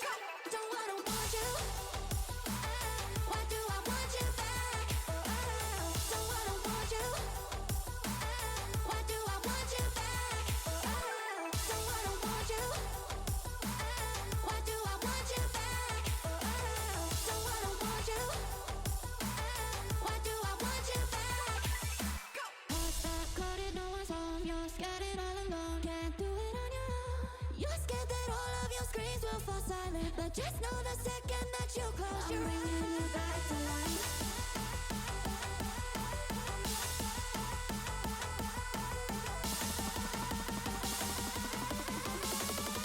I'm bringing you back to life.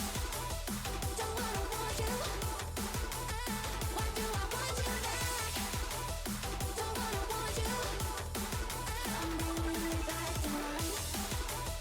Don't wanna want you. Why do I want you back? Don't wanna want you. I'm bringing you back to life.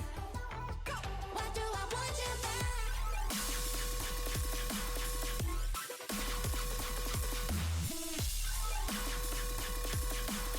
Why do I want you back? Don't wanna want you. Why do I want you back? Don't wanna want you. I'm bringing you back to life.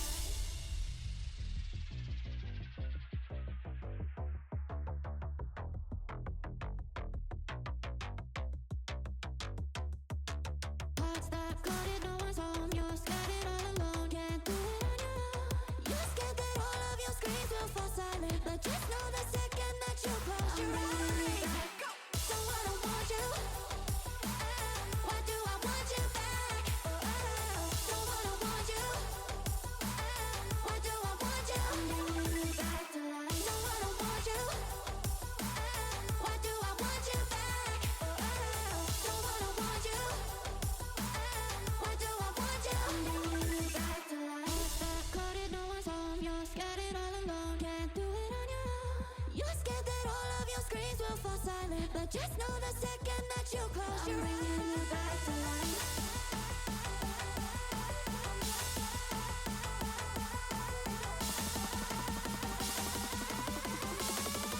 I'm bringing you back to life. Don't wanna want you. Why do I want you back? Don't wanna want you. I'm bringing you back to life. Don't wanna want you. Why do I want you back? Don't wanna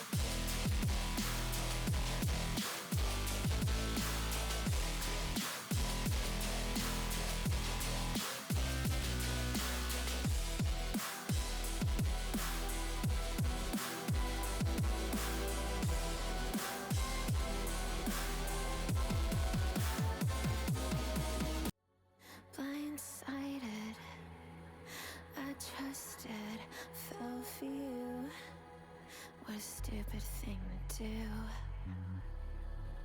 Blindsided, high hopes, but they fell away the moment you lied to me.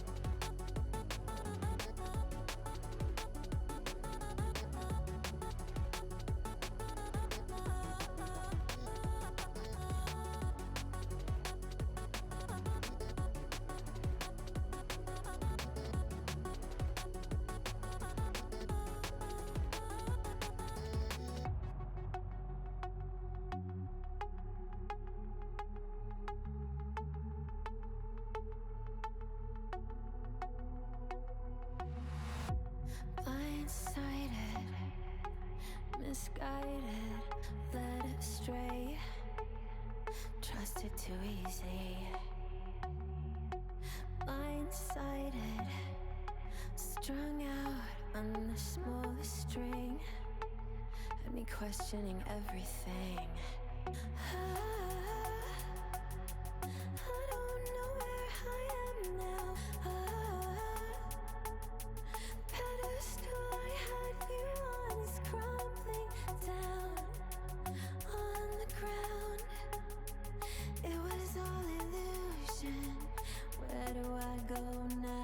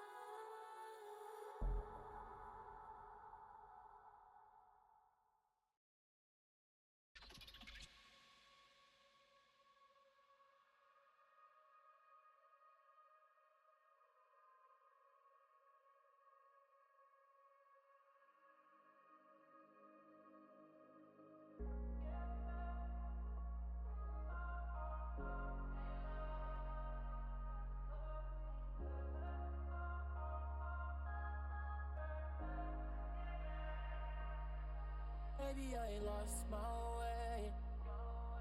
Maybe you had gone too far. I had nothing left to say. We had left ourselves in the dark.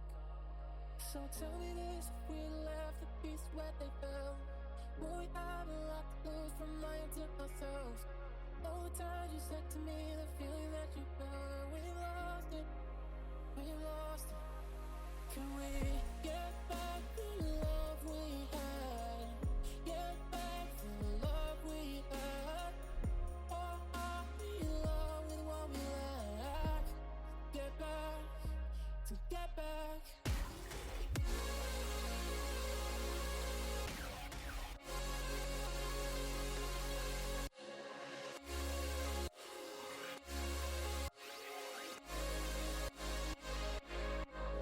Get back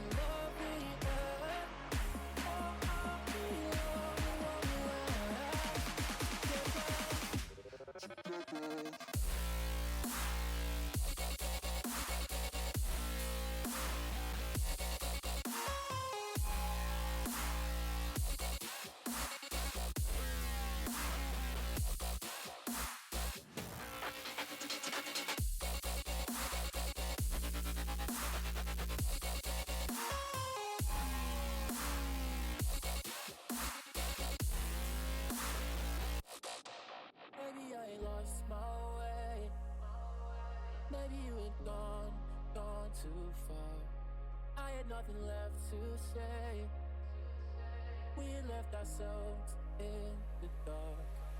Can we get back the love we had? Get back the love we had. Or are we alone with what we lack? Get back, to get back.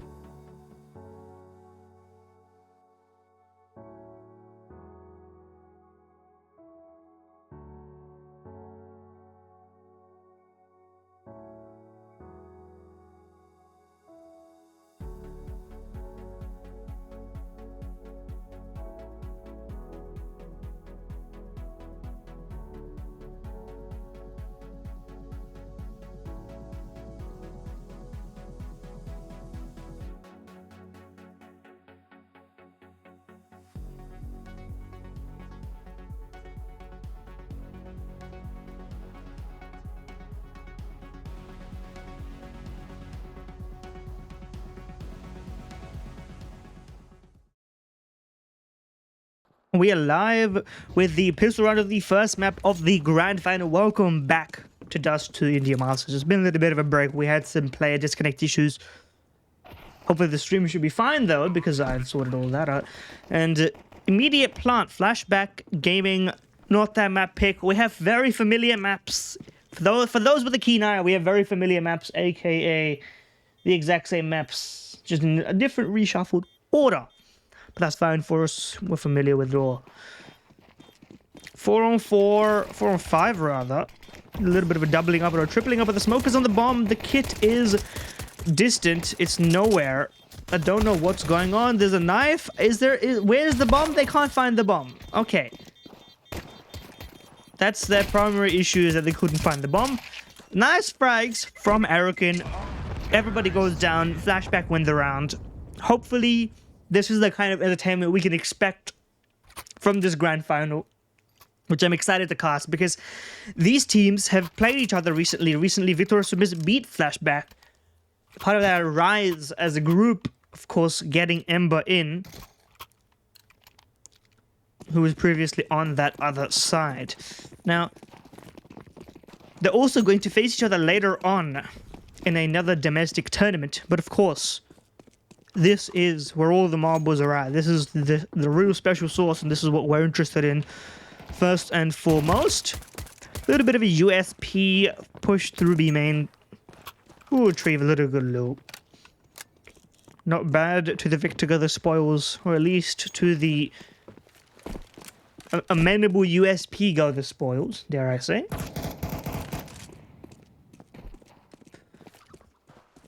And so we've already we know more or less what to expect from some of these teams on these maps because they've been playing it pretty much all the time.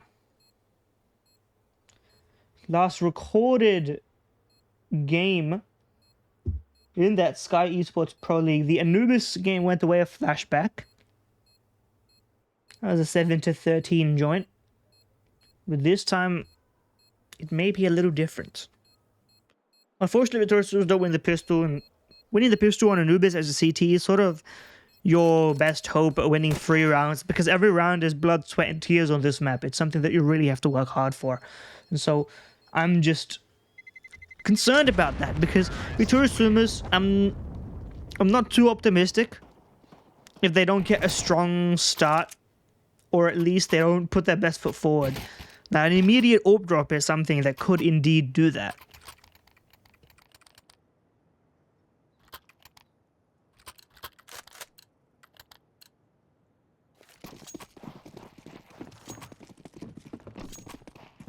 And so we'll see what Rico Master gets up to.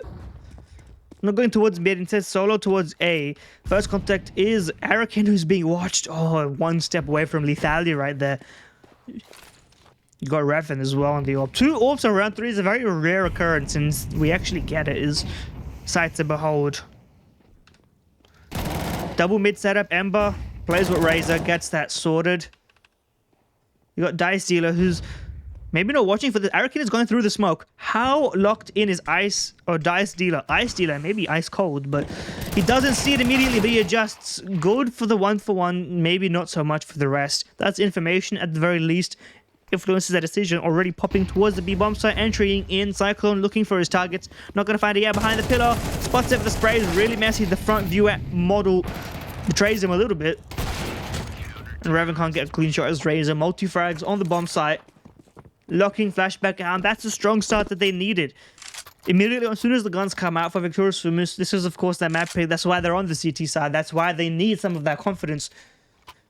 Because it was quite a strong semi for them on Anubis. So I'm actually anticipating 3 map series here for Victorious SUMUS to take their map pick of Anubis. And they could even take Dust too. Flashed off the angle. Arakin is still dancing with death because the AWP is still in play. But I'm not sure if he knows that. The layering of Molotovs forcing him completely out of contention of cave and getting that position for themselves. Cyclone blinded, smoked, is actually forced out on his own style. Crazy gamer. We know he loves aggression. How did Cyclone manage to get that frag? What is going on? Ember peeks forward, but Raven's AWP always patrolling, slowly encroaching forwards, gets that frag. Benzine stuck between 2 mines. Does he deal with the main aggression or does he peek? He peeks. Raven mops it up and that's the entire side gone. There's nobody left to fight. 104. Razor's just got to save and he's so far away. And there's so much time left. A minute before the bomb planted.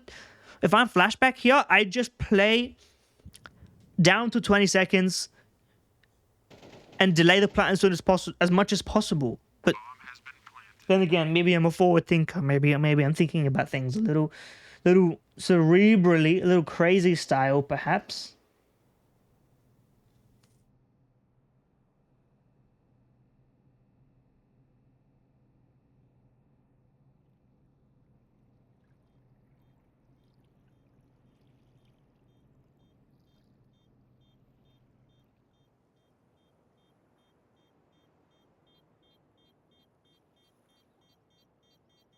But it looks like he's going to be granted safe haven back in spawn.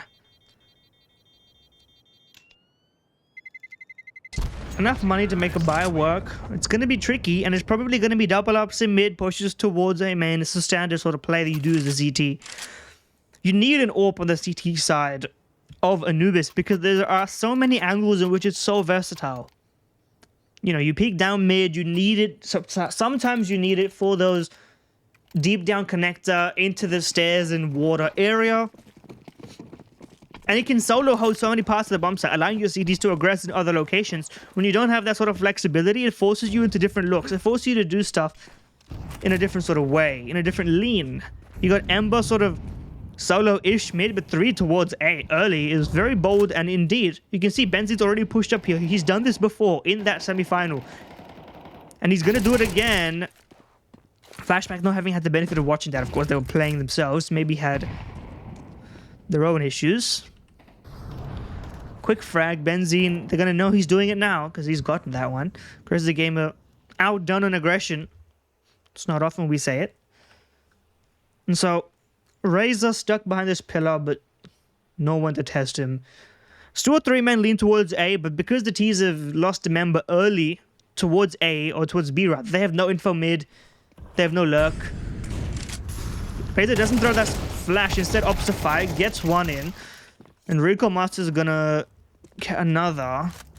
Still a 2-on-3. Bomb site is half in, half out. They're not exactly sure yet. Arakin could be that next layer to push in, but the bomb is going down.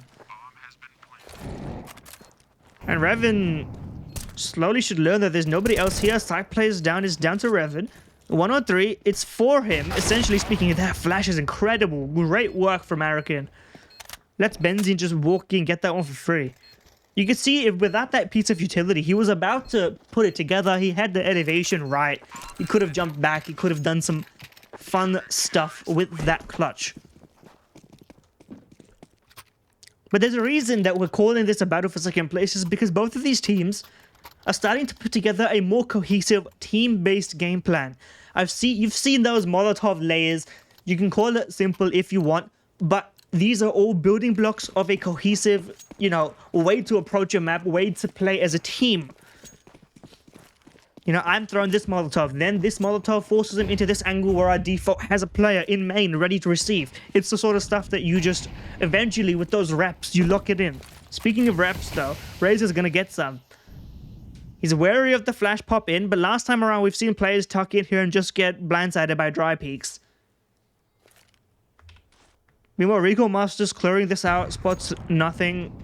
Razor's trying to puff up his chest, look a little bit bigger than he is. Last time around, of course, they had 3 towards A. This time it's just 1, but it's the same side hit. And we've seen Victorious SUMUS play a little bit passive towards A before, knowing that they can then retake later on, clear out maybe some lurks. But now they've got Rico Master in position to receive that initial peak. Flash out, U2 out. He's still blind, but he's still ready. I don't think anybody's going to test him, but Razor goes down. That's problematic, but Benzine's there to take his place, and Rico Master does well as well. Smokes across. Still peppering through it. Still got Ember now, clearing out that mid presence. And the bomb is just not going to get planted with all this mess going on.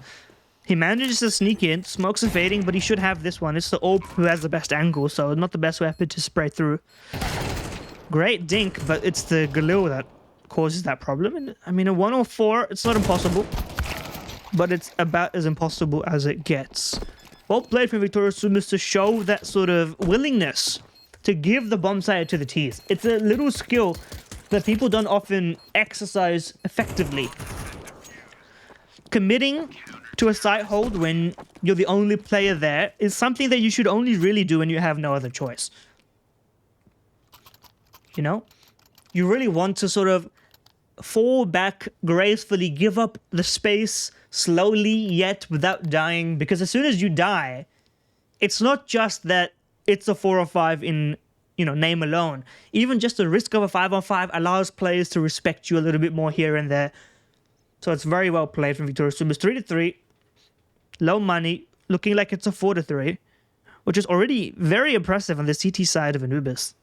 We're talking about a map where if you go 5-7 on the CT side disadvantage, you're a success story.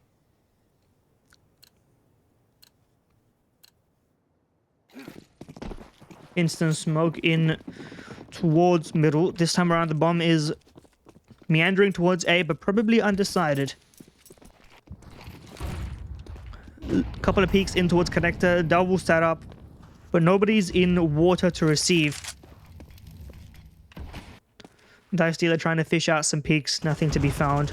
No contact to be found by anybody because mid is clear, which is where Flshbck are trying to find some fancy findings. Boosts here and there. But playing it very passively. That smoke is not going to work. Flashed in, Razor's here to clear it out. Gets one. He is not done a great job of that one there. Gives up the ghost. Lucky that AWP shot didn't miss, because if that one AWP shot misses, everything falls into disarray. The bomb site's lost. But Recall Master, sometimes you have no choice but to hit the shot in front of you, and he's done that very well.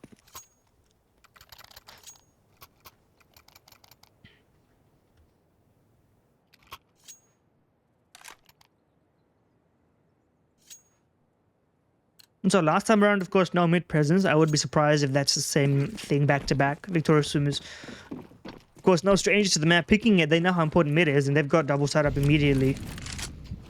In fact, playing aggressive, pushing forward on a full buy. This is reckless. This is crazy behavior.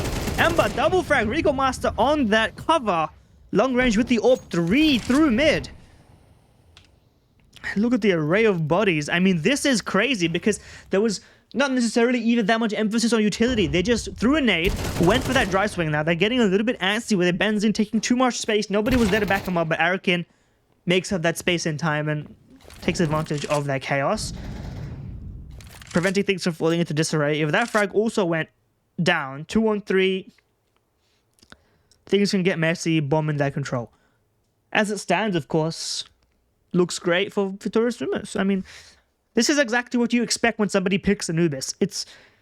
If you pick Anubis, you shouldn't be banking on your T side because you're going to be guaranteed starting on your CT side. If you have consistently poor or average CT sides as an Anubis team, you should not be picking it because it's such a risky map. If you get 3 rounds on your CT side, you lose the pistol, which is really something you have limited control over compared to your gun rounds, compared to everything else. Well, then it's your map pick gone, and you could have, you know, instead of picking Anubis, you could have gone for pretty much anything else which has a fair chance of giving you opportunities to win. Now, Dust2IN with 20 seconds left really should just pick and choose his options, whether he wants to die or not. Gets 1 kill, goes down. Probably not worth it math-wise because the damage dealt at this point is almost irrelevant.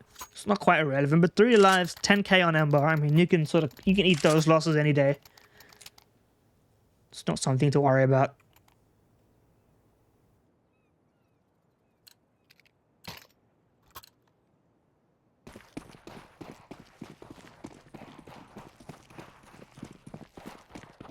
And we go, what will Flshbck do to shuffle this up? Tech 9 seems like a pretty much pre-planned mid-pop.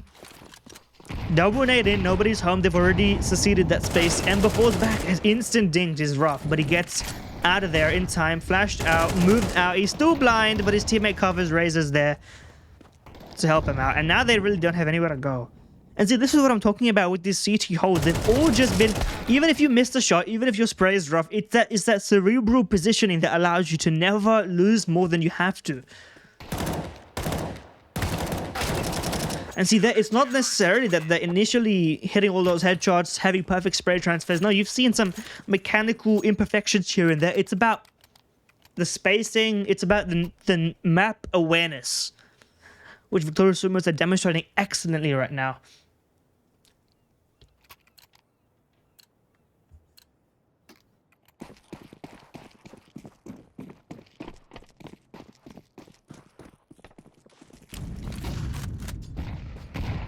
Ember maybe trying to repeat this.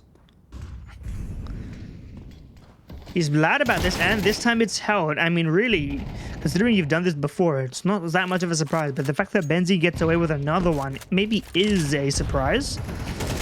Arakin through the smoke, broken, and dealt with. Nice crosshair positioning, ready for that crazy game of push. Now, Dust2IN's got a lot on his plate. He's got the bomb. He's got that shot, but would need to do a perfect 180. And I'm not sure if those perfect 180 binds even exist anymore. They used to be. I'm sure they were never really allowed in pro play or even useful. But I imagine a world in which those are kicking.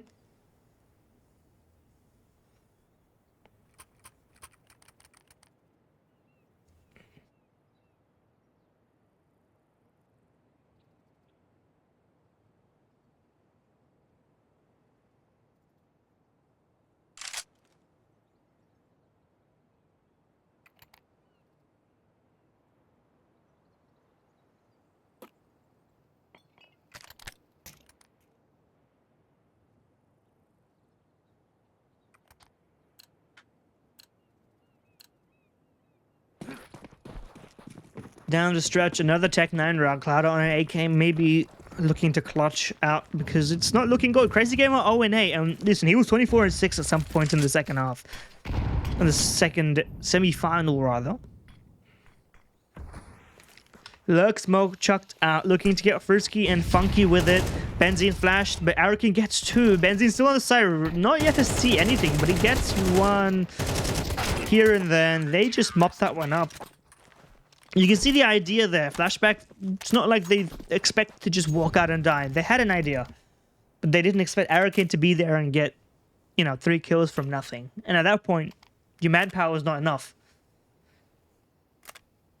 So 16-4. Arakin is, of course, stand out, but everybody's positive and everybody's having a great time. Crazy Gamer is not. And we know he's the leader over there. Or at the very least, he contributes vocally. He's been the leader in the past. I'm not sure if that's still the case now. Razor flashed in. He's blind. His opponent's blinder. Cyclone goes down. It's messy. It's rough, but it gets the job done. Aiming control in their hands. Dice Dealer through the smoke. Plays with the elevation. Knifer through the smoke is very bold. Oh my god, Dice Dealer. The initiative that this team has been missing this entire half. But his teammates are going down around him. Revan gets that frag, but he's not really got the weapon to pick up this bomb.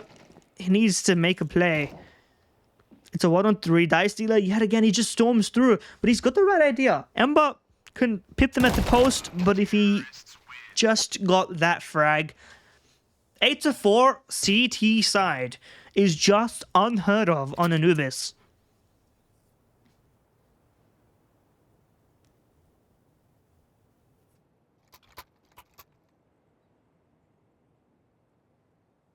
Sets them up very nicely.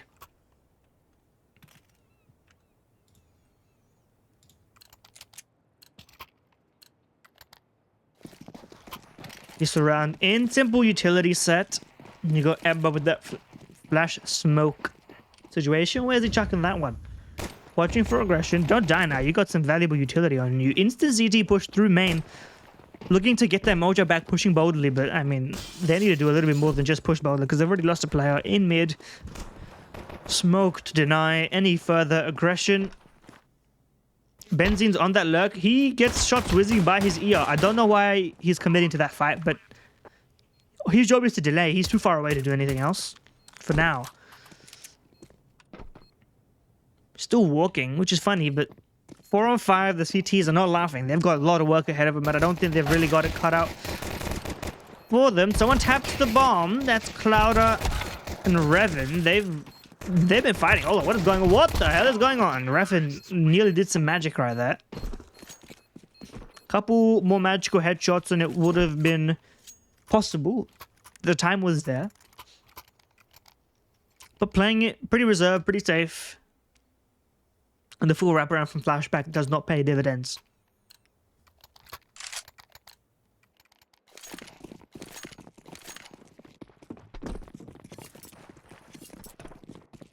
They still force you into this. You can understand why. They've had so few opportunities to do anything in this map that it almost feels like you just want to give yourself chances to win rounds, regardless of weaponry. Because the weaponry hasn't mattered so far. Maybe the opportunity, maybe just one lucky read. Flashed in, Cyclone, tag team, they're pushing, they're doing their best. Cloud is running in, Snap and Turtle gets one more done. Mac 10 running in long range spray transfer. And you know what? It's finally worked. Something is done, but it's not over yet because Ember and Arakin, despite no bomb control, they've actually left the bomb in a safe location and the CTs don't know where it is. So Ember can just, you know, he's going to be wary and worried about it, but he's going to be able to walk this one away. The question is, with a minute left, where do you go, knowing that the two CTs were last spotted towards A, but of course it's been a while. Interesting decision to walk early. 40 seconds left, there was no reason to rush, but he's trying to play distraction for his teammate, but he's got the bomb, so I'm not sure what's going on here. It could work out. If he dies here, though, oh no. That was just very, very odd.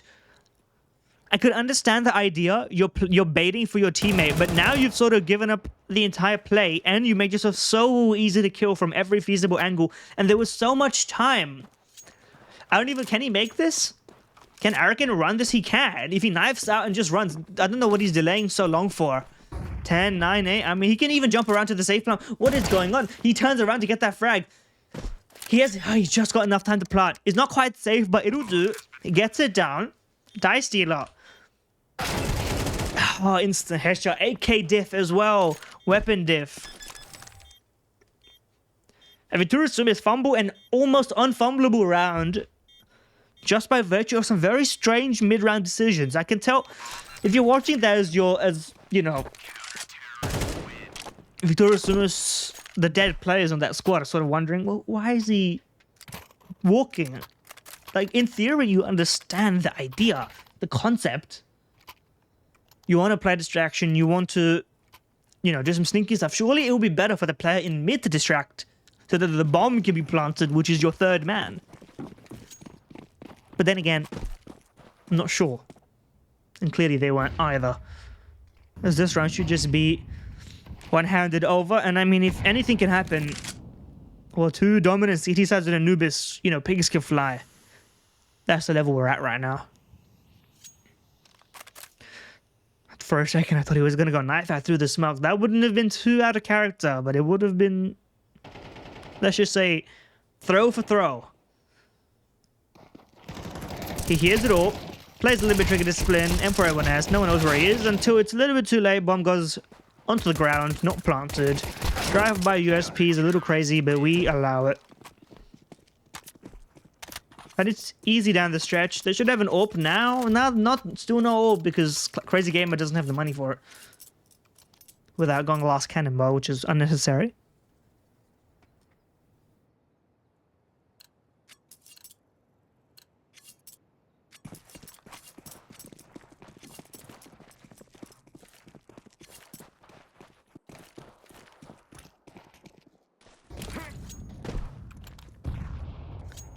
Classic pre-fire nade.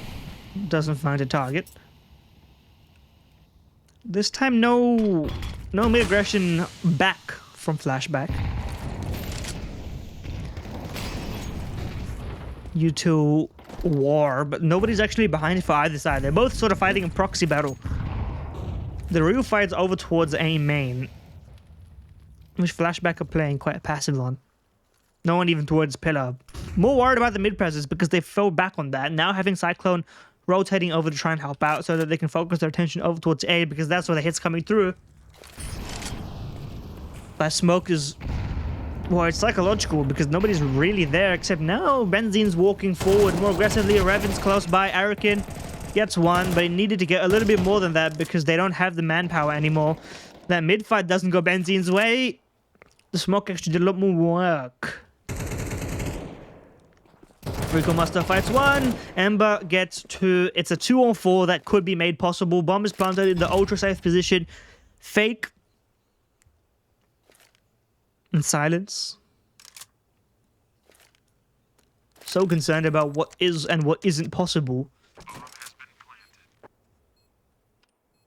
First contact should be Rico Masters. As Ember is more worried about stuff on the other side of the map. He's got a smoke, which is the most useless thing to have right now. He can't even smoke off an angle here. There's too many ways that this could go. And now they should really have a perfect idea of where he is. Unless it's a very strange mid-flank, which is not impossible, but is pretty improbable. And he can't even get the first frag. So Flshbck are building.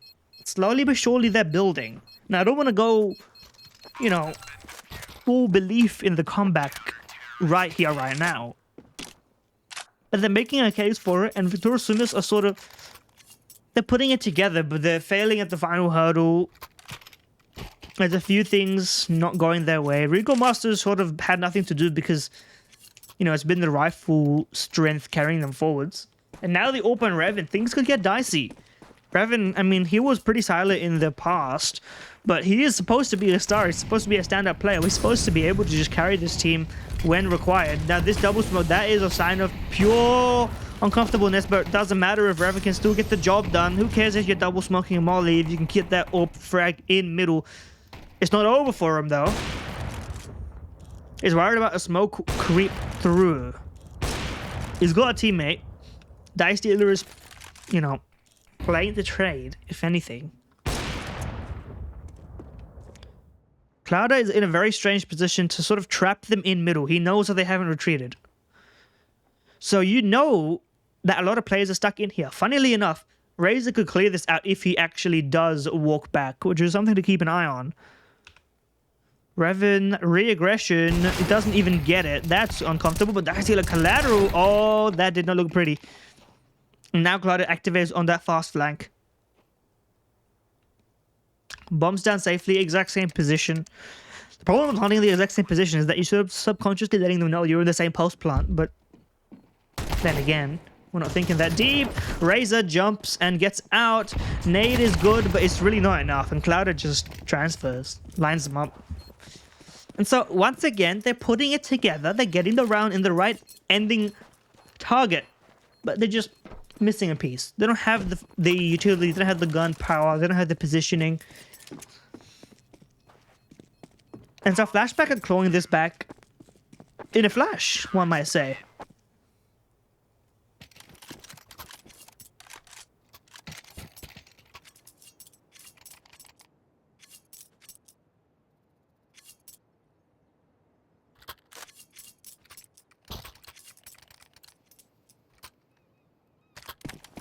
Now that the guns are out, where do you go with this? What's the play? Recall Master already peeking down. This is why we need the AWP. This is what we've been missing the whole time. And it's been because it's been missing. Maybe it's gone missing in their minds. Flshbck reminded just about how this map is played, where the AWP sight lines are. Finally reminded that Recall Master can pick it up as well. Nate sounded powerful, didn't do much. 4 on 5, but because mid is sort of Benzine's lurk grounds, it's not going to feel too overwhelming for the CTs for a little while because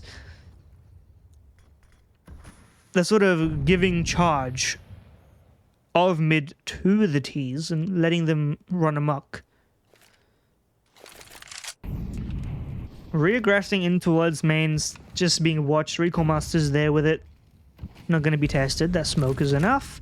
Razor Gamer's watching for this as well. He's got the AWP, but he's got the right idea. Benzine goes down. So that's... They give him space, and then they take it back. But is it really going to do anything? Are you going to be able to retake this? Recall Master... Oh, never mind. Dice Dealer gets it. One player spot on the flank. Razor's got a little bit more to panic about now. He knows he saw that player walking around 4 on 3. Smoke into Cyclone, but Cyclone... Is he deterred by this? He's really going to fall back. He's going to regroup with his team.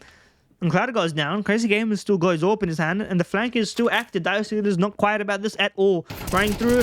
Gets that frag. Repositions. Arakin is down. Razor spots too many. And 2 taller tasks for Ember in the corner of the site. He goes down. This retake gets played out. And once again, they had the opening kill. They had the exact positions they needed to flex that map control, to flex that man power. But instead of, you know, taking advantage of that mid freedom, Benzine lurks into an AWP line, goes down, they panic, they go into B, just hoping to finish it in the post plant, but retake comes in. And it's been, you know, round after round after round of retakes, diffusers. I mean, you can see 3 diffusers in a row. Proof is in the results right there.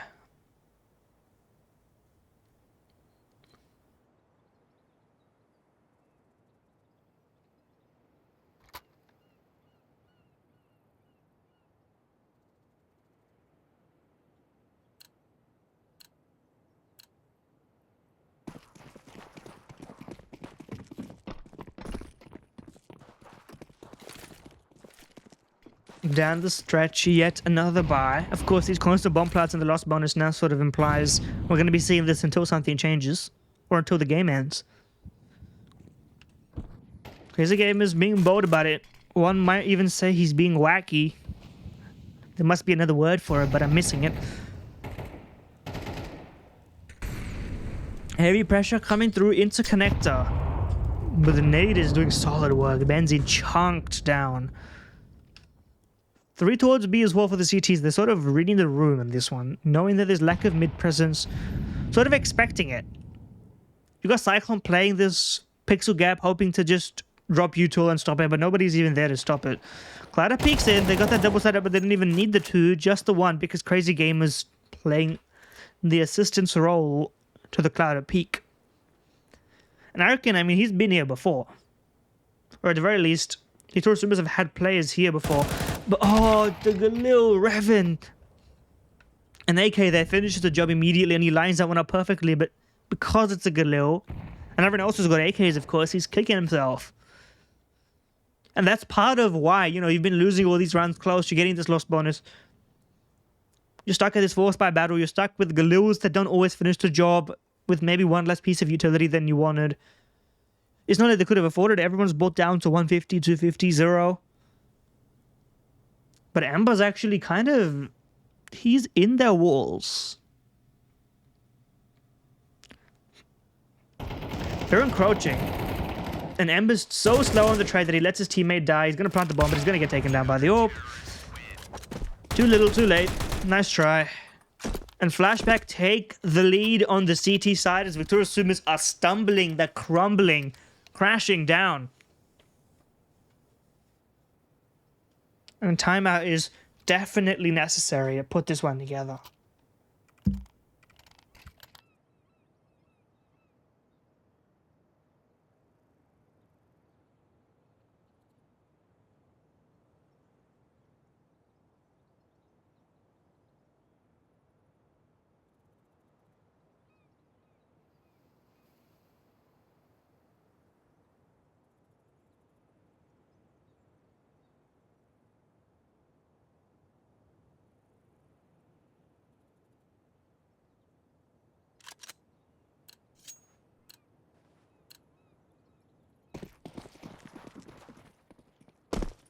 Heck 9 round, once again.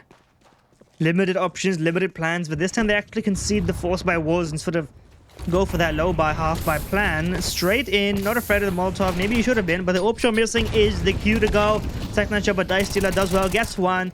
Revan goes down, but Dust2IN is still standing strong. Gets another, and he's played enough time for his teammates to come through and finish the job. Cyclone does so with ease. And Benzine's got 2 total tasks, 1 on 3. I mean, he's got the bomb at least, but he will need to do some psychological trickery for this one. Eats a nade. I feel that they know where he is. Locking him out of that. That's some cruelty right there.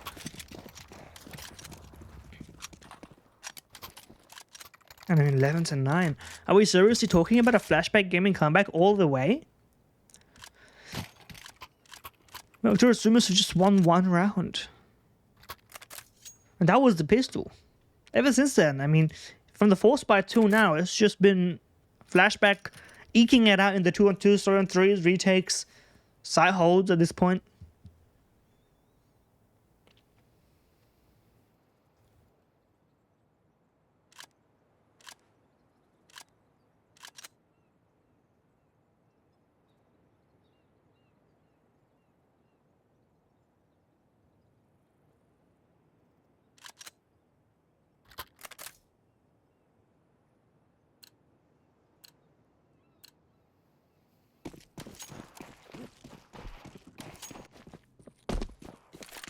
Now that they've got full AKs, they got the AWP, they got everything they could ever want, but they're not getting these rounds. That's what's going to hurt the most. Quick util into A. Dust2IN flashes himself in, and that simple right hand or right click underhanded flash. It just gets them complete control. There was a set piece, they had layered utility, they weren't ready for the single flash swing kill. Job done. And now other plans have to be constructed. Ember's in mid, nobody else is. You got Cyclone on an off angle.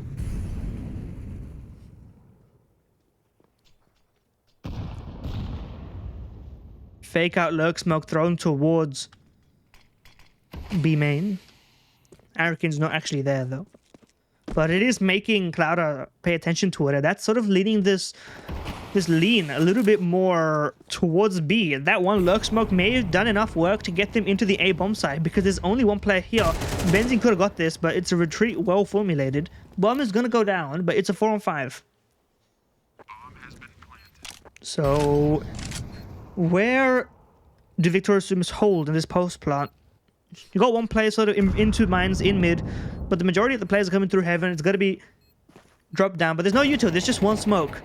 And that was from Clouder, who's gone down already. The T's are just getting these frags left, right, and center. Post plant not looking too shabby at all. And finally, a breakthrough round. A round where they didn't have necessarily the edge, but put it together.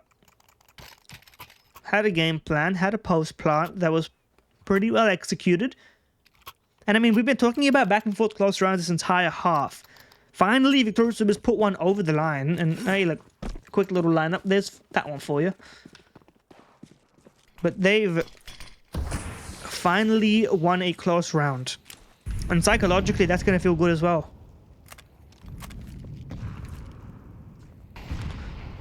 No peek afforded. Recall Master instead naded out. It's almost as if it's a warning signal. Get off this angle. Util exchanged. Progression, smoke thrown, but there's a boost over it. He sees enough. And if he stays on this line, he would have gotten a lot more, but the Molotov forces him out. I'm not sure if that reveals two players there, maybe for the keen-eared, but I doubt it was noticeable enough. Amber's mollied out, ironically. Crossed over. Tie battle. I mean, he's making no secret of this, but then again, Cyclone. Oh, what a shot. Oh my god, Ember.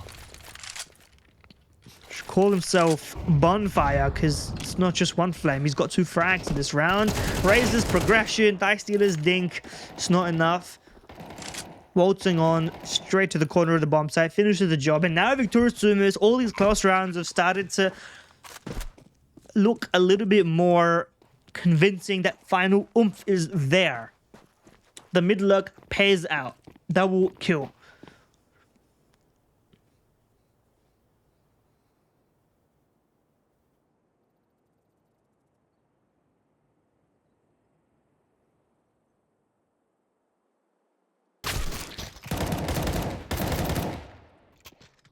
As the game is fighting for his life here, they do have some money on him and him alone.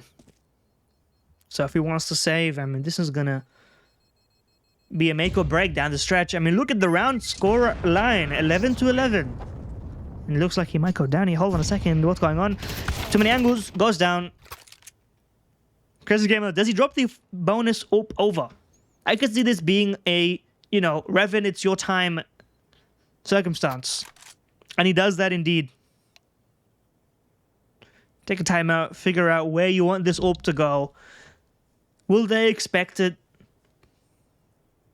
And really, the thing is, you don't have that much of a loss bonus now either. You probably have enough to get a buy next round on everybody, as long as you keep everything else sort of around that, you know, 2K-ish mark. And so you can see the plan for this round is pretty simple. Revan, put him in great position for an opening frag. If it doesn't go his way, try and grab the AWP. You know, shadow him a little bit, grab it, save, job done.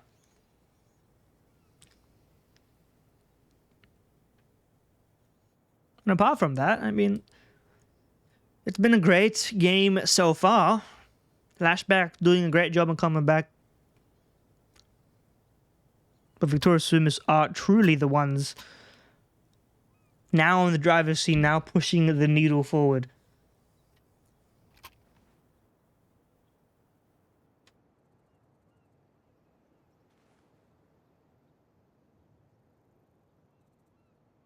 A little bit of a take issue. Shouldn't be too obstructive.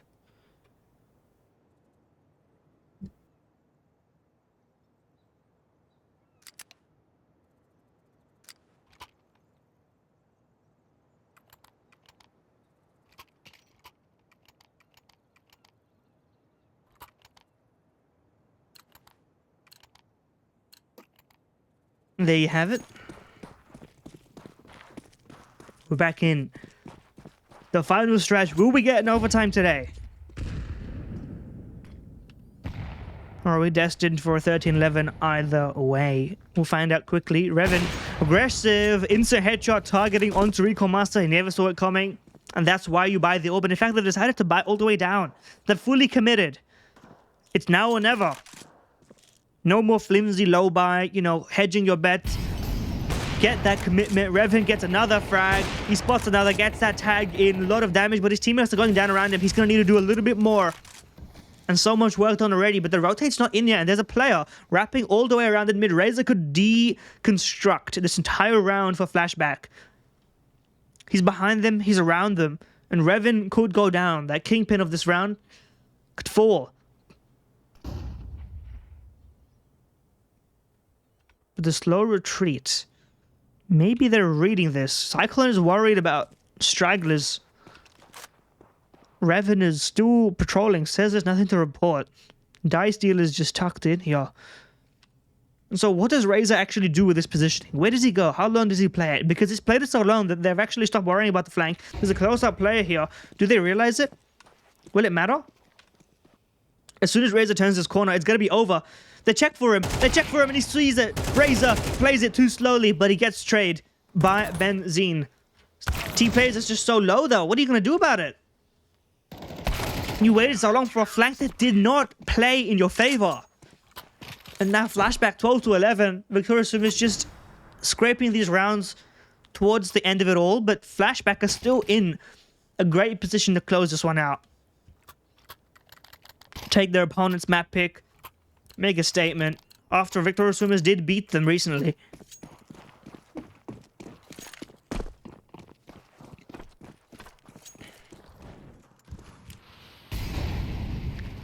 Revan still confident, but there's a boost. Is he aware of the boost? He is, but he's too late. Recall Master gets the better of him this time. And the orb head-to-head, I mean, it's back and forth right now, as is the entire map. But Revan's just been involved a little bit more. Now, with that mid-frag, Ember's decided to take that space up a little bit. Doesn't want to overplay his hand. Of course, last time was caught out by that orb angle in a 5-on-4 that they did lose. So, understandably worried, but this was the CT's idea. Clearing out all the way. They know now that there's a play here. Dicey gets that frag, but they didn't reveal Cyclone's positioning, so Cyclone can even just push forward. He can pick this one up. What's going on the B bomb side though? Cloud gets one. His teammate's already gone down. He's stuck in this right angle position. He holds it. He gets another. Unthinkable. What is going on? What is Recall Master looking at? He knows there's a player close to his right. He was holding an angle, but just waiting for a peek that never came. And that's gonna be all they wrote for map 1. Flshbck Gaming, 13-11. They take it.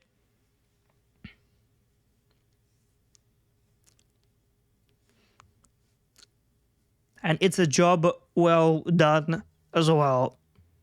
Insane CT-sided Anubis day today. All this and more is great action awaiting you on map 2. Can Victorious Swimmers bounce back on Dust 2? Flshback's map pick, or are we going to see a 2-0 in the grand final by Flshbck? I'll let you know after this.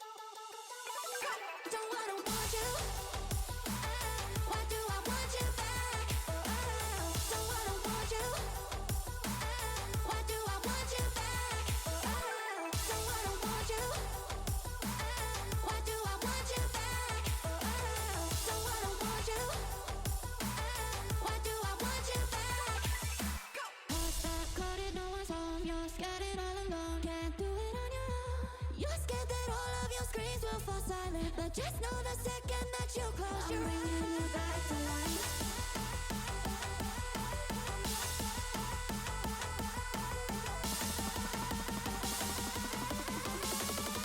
I'm bringing you back to life.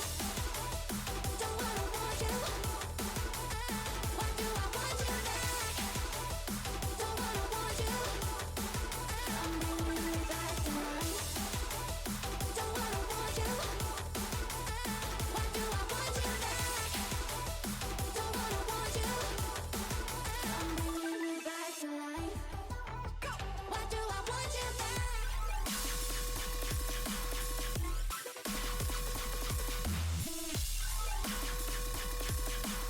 Why do I want you back? Don't wanna want you. Why do I want you back? Don't wanna want you. I'm bringing you back to life.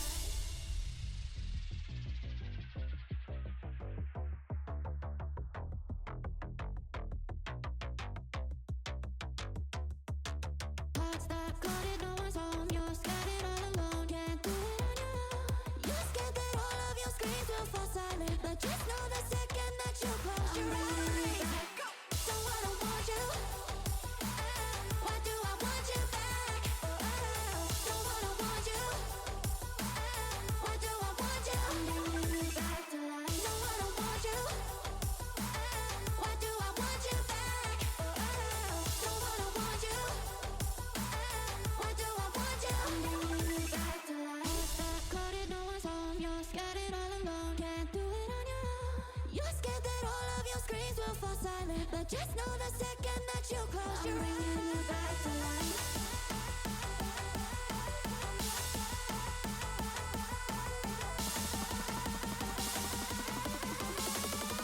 I'm bringing you back to life. Don't wanna want you. Why do I want you back? Don't wanna want you. I'm bringing you back to life. Don't wanna want you. Why do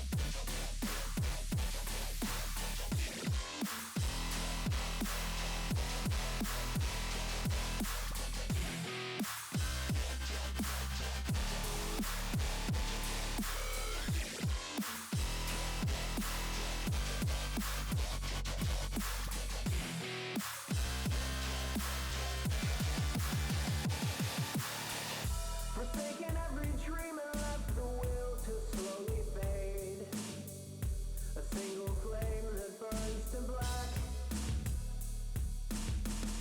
And everything I knew I loved dissolves each passing day. Time that's never coming back. Scraping at the walls until my fingers start to bleed. Stain the whitewash crimson red. Mustering the will to scream, but I can't even see through all the shadows in my head. The walls are closing in around me.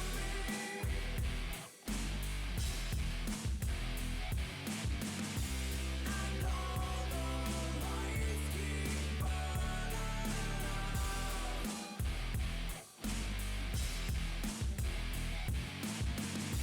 Ring out the church bells where you found me. And take me home. Take me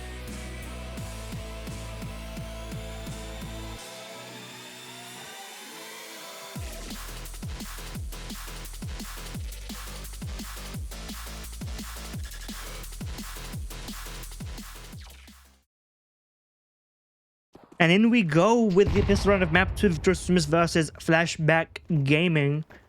We've got backpackbrain on the mic, aka me. And we've got a potential 2-0 if Flshbck can convert on their own map pick, and Cloud is looking to do so already. But that Dink may be telling a different sort of tale. Very mid-centric. CTs have very little presence here. In fact, it's going to be Cyclone to try and receive through the smoke. You can't see anything. Maybe a boost. Looks like that's the plan. Clouder gets one. Doesn't get any more than that. They have Dice Dealer sort of causing a ruckus in here, and they don't even have the bomb in the site. Arakin is sort of playing spoilers, running out of ammo. Oh, that's not pretty. His teammates distracting for him, though. They do their best with what they had. But unfortunately, that from the initial kill onwards, it was just a mess. They didn't have that instant click aggression from that mid to B. They were delayed by that boost. Dice Dealer was being tricky with it in the tons with that smoke. And so it just wasn't meant to be. And so getting a good start on their own map pick, starting on the CT side of Dust2, of course. You have a lot of options nowadays to play with. Gone are, you know, the strong T-sided days of Dust2, I would imagine. At the very least, you feel a lot more free, but Revan has got his own conversation to have, farming up a lot of money, of course. He needs that in order to up. Nice shot, but 1 on 3, full health, no armor. That would seal the deal. With armor, you have maybe an opportunity here, especially considering the MP9 is not useless in this situation. But he's loud, he's proud, and he's ready to go out.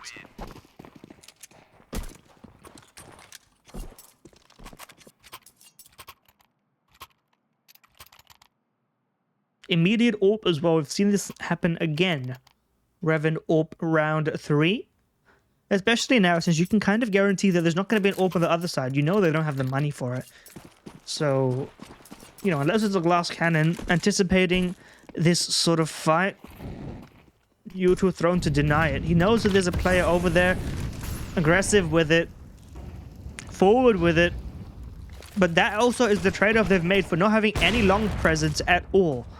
And now that Revan's made itself, you know, loud and clear, they know they can just scale up long with this smoke. Flashing himself in, maybe just trying to distract, just playing a little bit of delay with this FAMAS Cyclone in CT. But the bomb should be down, safe, sound, and really a great post-plant is available. Could have maybe moved it a little bit more forward. I'm not sure if that can be diffused from around the corner, but that may be a conversation for a later date, because a 4v4 is very savable right now. Dare I say it. They don't have that much util. They do have a kit on Cyclone, but that's the worst place to have it. It's not in the group CT pressure. Immediate trade. Crazy Gamer, he knows where one is, but all these elevations is going to make it harder and harder, but he gets the frag. It's a 1-on-1. He knows where the players are. It's just going to be a matter of getting that frag. He needs to get this kit. If he wants to do anything with it, instant headshot or nothing, it's going to be a bust as Arakin seals the deal. And it got close, but start wondering whether the 4-on-4 save was actually just a better play in that. But I mean, it's going to be a lot of situations like that, right? Where we've seen a lot of scenarios where you could save the AWP, you could, in a 3-on-3, maybe even just walk away from it, set yourself up nicely economically, but both of these teams, oh my god, both of these teams are ready and willing to get these frags, to just go for it, come what may.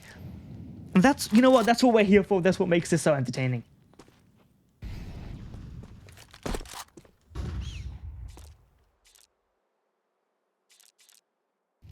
Crazy Game is rotated over towards here. It's already got that first kill, but not really got anything to stop this short ingress. At least they can rest comfortable in the fact that they have long. And they're sort of giving up mid in tandem. One player goes down, double tag. Nobody's there to finish the job. They've got a MP9 around the corner somewhere. Dust2IN should just honestly run in and try and make the most of this, because a jumping MP9 in this situation is perfect. It doesn't quite get the job done, and that should just be the end of it all. Crazy Gamer. Dealing damage, nothing else, sort of tucked in here. M4 goes down.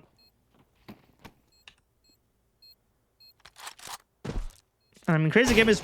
Oh, snappy. Locked it. Hold on. What?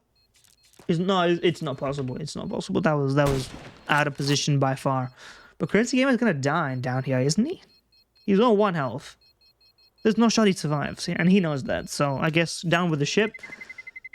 He's alive down here. You don't even take 1 damage.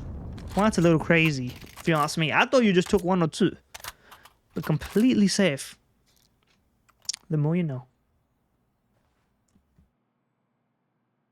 Then again, I suppose, never mind. This is Dust2. You can save in the B bomb site when the bomb is planted in B.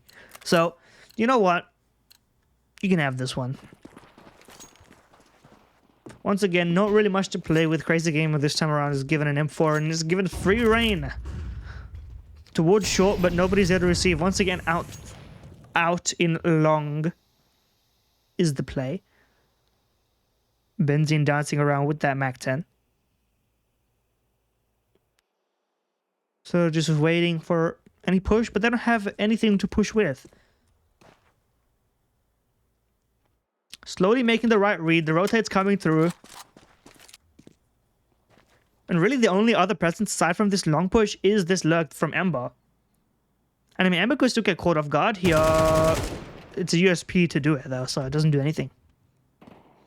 And now with this lurk, I'm surprised that they're still committing to this. They have a minute left. They have ample opportunity. Really, Ember should just be pushing into B now. They still have time to turn back, but they're committing to this. I mean, the M4 is lost, so this is still that round, and they have every positioning in the world to make it happen. Making it a bit, you know, stressful and risky for the fans, but the job is done.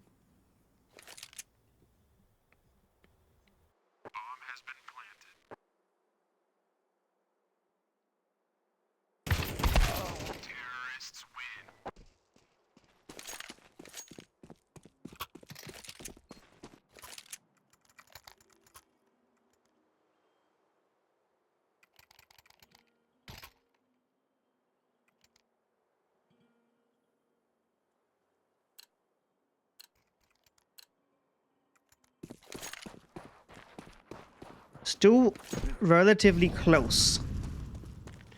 No orb this time, Flshbck or Victorious SUMUS. Maybe I should just start calling them VS. That'll be quicker.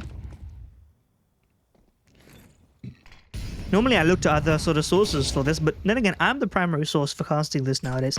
So, I'm calling them VS. There you go.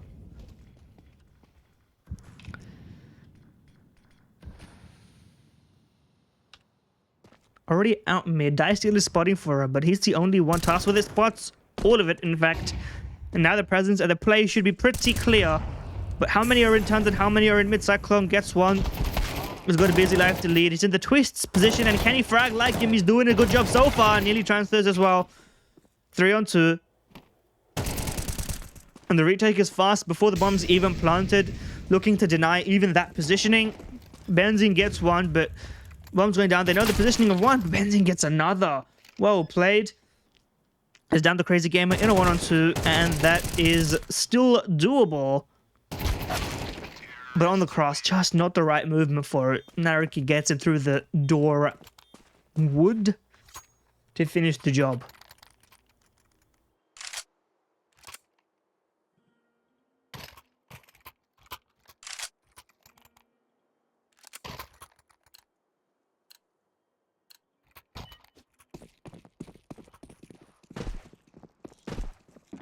Hopping on that boost, trying to see what they can see. Recall Master spots him, but doesn't deal with him.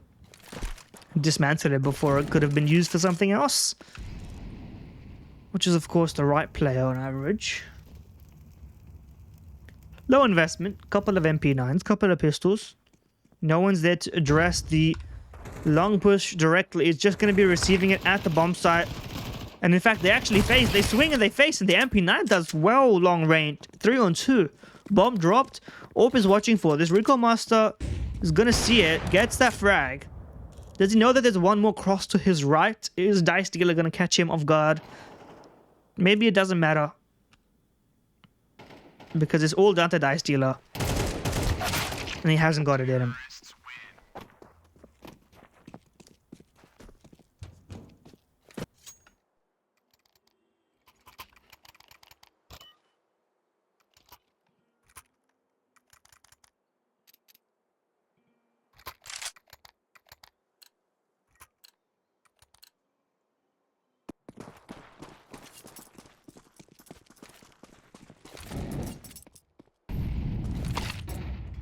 Smoke hits Clouder in the face.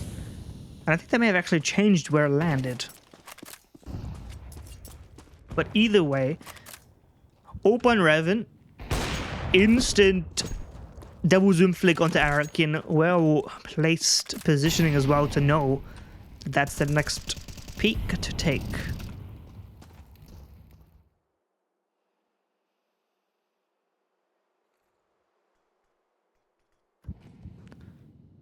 Now 4 on 5, no positioning apart from middle, so middle is where they're going to go. Walking out through the smoke, Benzene is not really worried about this.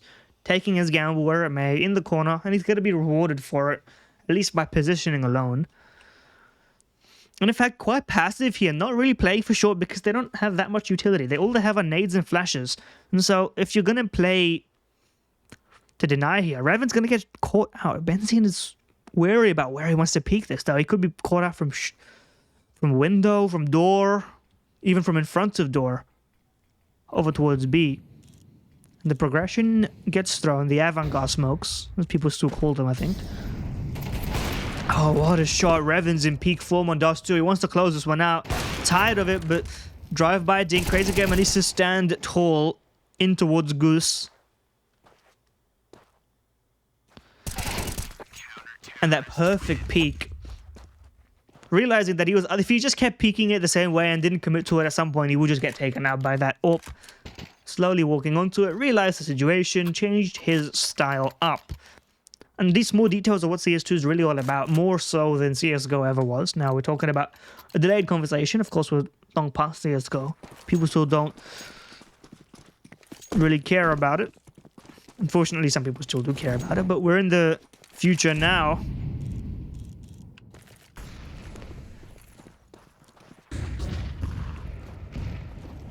And Flshbck are looking to remedy some of their earlier losses in this half. Full mid control granted, not even short presence or unders presence at all. And handing them this room to work with is sort of a double-edged sword because it allows you to focus your resources elsewhere. In this situation, of course, we've got more presence towards long, got that double hold, but nobody's towards long. It's been so mid-centric. Maybe you're gambling on the fact that it's not going to be mid-centric again, but it is. It's a mid to B smoke, but the bomb could really go either which way. And if they go towards short, it's going to be the same old, same old. You got Revan here ready to receive. Cloud is worried about a drop down, potentially a mid wrap around. But there's only one player towards there, or fall towards short otherwise. And the same smokes are getting thrown out. This time they don't even have enough for the Vanguard. They're going to forgo that should not have been afforded. And that's economic damage that could still come back to bite them. They're not so rich that they can afford to lose all these players. Flshbck, you're trying to make a comeback here. You can't let these stray frags affect your economy, especially if you have double AWP right now, which you did pick up, to be fair.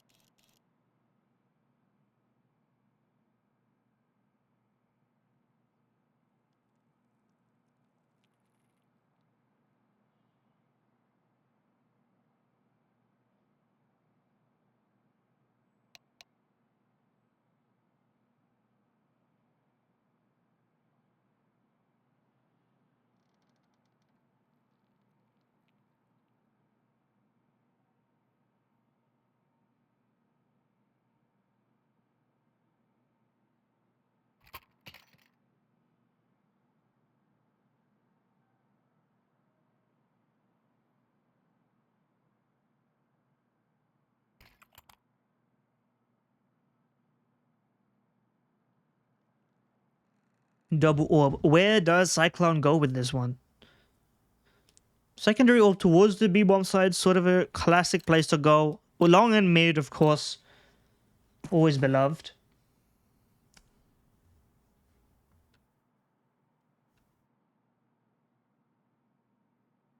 Hold.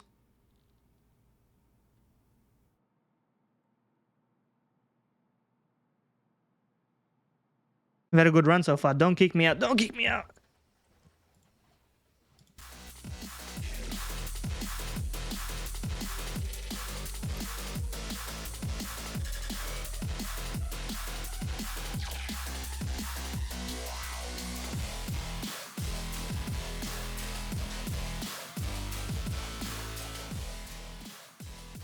Okay, I think the stream is fine, but there was a momentary lapse. But we should be good. All is well. So we're back. It's 5-5. We're back. The double ops are in play. Didn't miss a beat.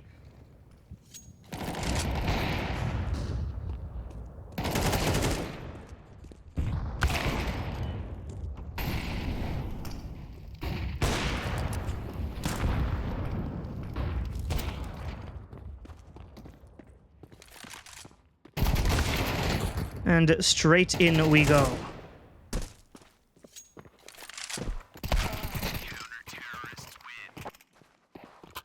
Flshbck, get that one sorted as well.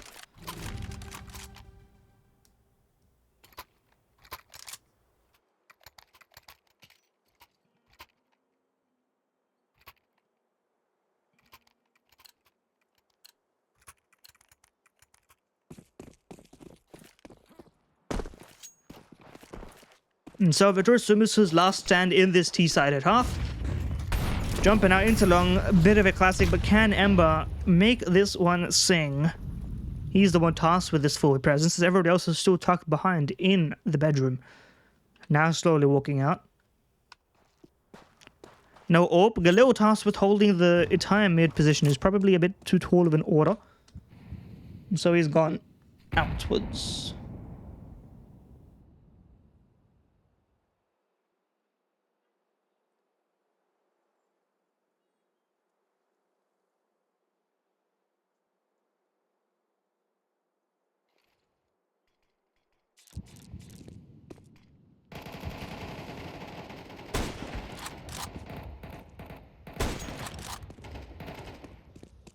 Still 3-on-3. Still perfectly doable. iKaRi can jump up on this and still aggress.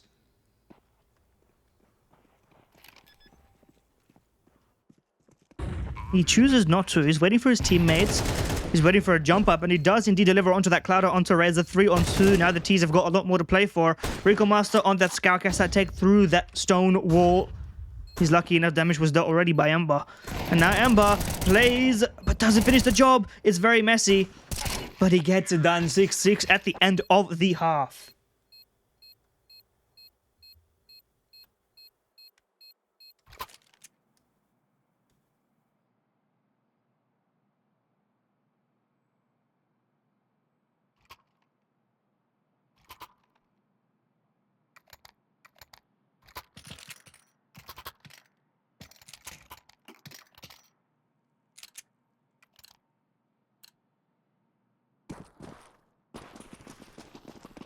As the pistol round revs into existence, we've already got Arakin making his plays forward style, but Benzine first to get contact, falls away. Can he make it around the corner? He just about does. Bullets was by his head, but he's safe for now. Bomb still not decided, despite the fact that they just got long control. Maybe just trying to feign it as Crazy Gamer goes 1 for 1. But the bomb is running towards where the 1 for 1 came from, but the bomb is alone. I'm not quite sure where they're going with this.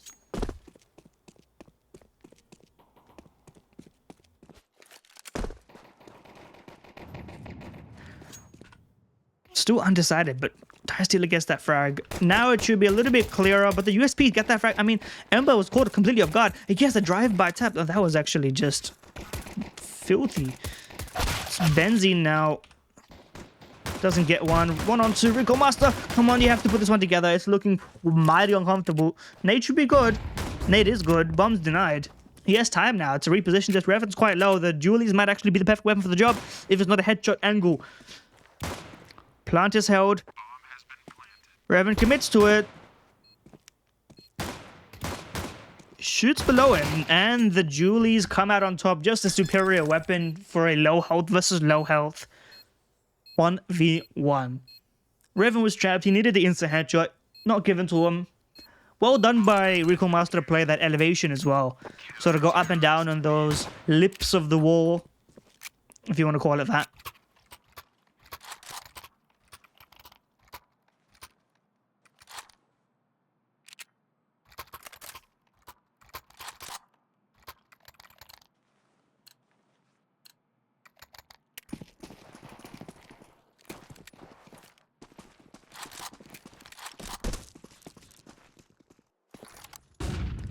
Nade in, flash in, no presence to be found, of course. It's a low buy. It's Flshbck taking a back seat, letting this one play out in front of him. Not that much utility to sort of drain out or drag on in the round. But they're gonna have to just play completely patient. Now with that scout frag, things could get a little bit dicey. They don't have a smoke for the mid to B, which is sort of a shame. Because otherwise they could have done something quite tricky there, but nevertheless, just going to have to be a miracle. The predictable play happens. It only happens one time for one frag. We have to thank CS by itself that it doesn't always work, because it does work more often than not.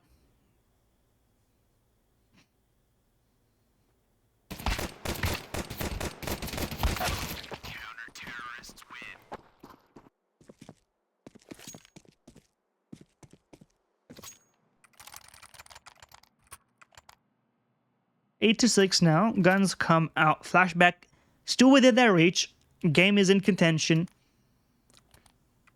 We've seen crazier comebacks in this series alone, so there's no reason to doubt it. 4 FAMAS, 1 M4A1S is sort of a crazy buy, but in the modern CS economy, maybe it's just the right situation that calls for it. It comes in. Revan on the other side just gets caught off guard by that close peek from Benzine. He wasn't looking for it. All misfires. Now Crazy Gamer, forced to take risks, yet again goes through the smoke.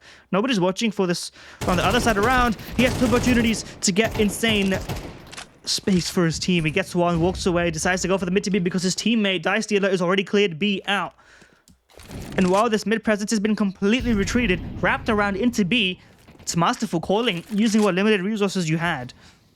And now 4-on-4, you've got a lurk player sort of ready to just cause havoc, and Cyclone is completely backstabbing them here. Even just hiding here alone delays so much time. It's forcing Razor to decide what he wants to do because he's limited in this little corner. He needs to trust his teammate to cover his back, and Cyclone can just stay here. Twist the knife. And he plays it for so long, they think he's repositioned, and he has not. It's going to maybe be a drop down from Ember, or just a long retreat. Hide and Goose probably will survive, but that's a well-called round. Calling from behind as well.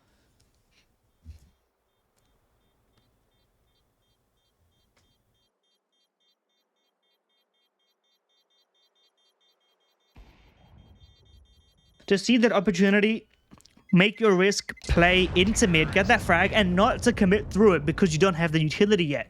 To wrap around because your teammates cleared out B because they're expecting a mid play. If all of you just committed based on that one mid kill, he realizes that would be a disaster. Or at least it wouldn't be as easy as just taking that time, wrapping around, you know, pausing a little bit, and that's what gives them the round. Now, can they replicate that? Can they reproduce that success? It's entirely possible.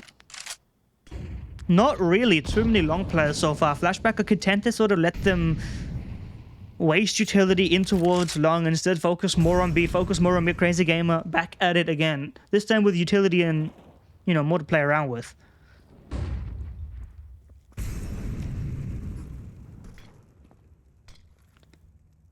And I think that mid to B smoke missed. Yeah, it looks like it missed. Because it was definitely just rethrown. But that's fine. Crazy Gamer. Ready for the boost. Spotted it, I think. Just waiting for it. And Razor, I mean, you can't get away with that. Hurricane lightning fast with the MP9. How did that even happen? And the short presence has been taken out. You really have nowhere to go but mid now. But again, Benzine goes down, not being able to hold the site. B is open, but it's a 3-on-2 retake. Tag in, fumbling with utility, just not quite putting it together, but Molotov in, he's calling it, he's coming through, Dust2IN gets in the corner, he gets in the corner, but he can't do anything with it. Revan, how is he gonna get out of this one? What is happening? Panic stations as he plants the bomb. Nobody clears where the bomb was planted. And he can't get those frags. There's just too much happening, and you can clearly see the panic. Flshbck don't have that calmness in these rounds right now. Because there was a world in which you could put that one together. You could have Revan hide and then play isolate the angles, prevent the window push through while still guarding against the door, going back and forth. Those angle isolations are possible, but just too much to be worried about. Too much panic, too much utility, fumbling with it all. And it goes out of hand.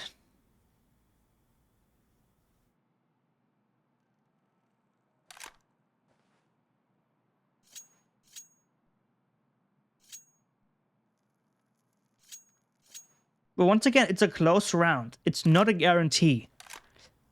And we've sung this song before. We've told this story before.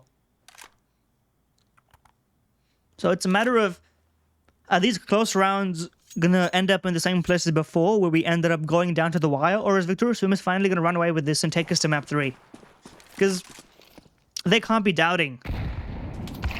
Oh, and they definitely can't be doing that. Losing a player on the cross. It's not 2014 anymore. We can't just let that happen for free. Too committed to that fight. Now you got to make up for it. Where are you going to make space? Your answer is abandoning B. And Recall Master, instead of making space, makes frags. Revan goes down with just a tag towards Recall Master. Confirmed damage perhaps, but still enough to give them leeway. And it's allowed him to sort of walk this back into B solo. But the hold towards A is pretty fragile. Each player is sort of tasked with their respective positions. Probably do better to double up and play for this retake. But the B players are playing so far away that if this hit comes in towards A, it's just going to have to be a save. Unless Arakan can get 2 here. He doesn't even get 1. It's going to have to be huge from Ember and he can't do it. It has to be a save. I'm not even sure why Razor is looking for this to clear it out because the risk is just too high right now. Because if you give in One extra player. You don't save this AK, you don't save this AWP. You're opening the comeback window. And it's already open. The breeze is sort of flowing in. The freshness, the air.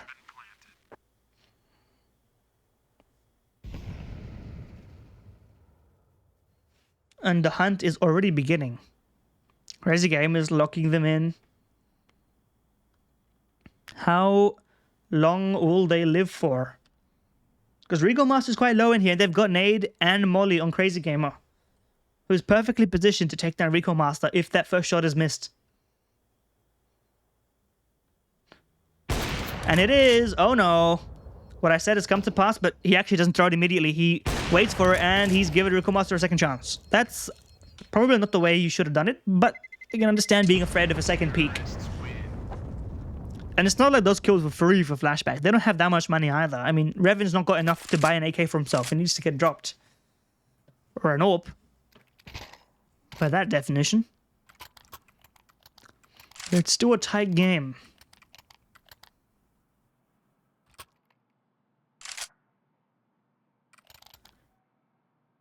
How's everyone enjoying this game? We'll put little community interaction, you know? It's a community sort of atmosphere. I want to try and strike a balance between being too serious and enjoying the game, enjoying the Indian CS.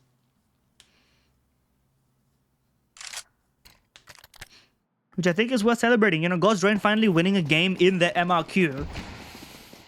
It's step one of maybe a long journey to seeing India at a major from their own skill. You know, I personally, you know, we can split hairs about that. The Wolves team. Shout out Kassad for that one, coaching it. Which Nico nearly played in. That's a funny little story. Benzi flashed in, spots a player, can't capitalize on it. He's tucked in, and he goes in for seconds for absolutely no reason and dies to Crazy Gamer. I don't know what he thought he was going to do there.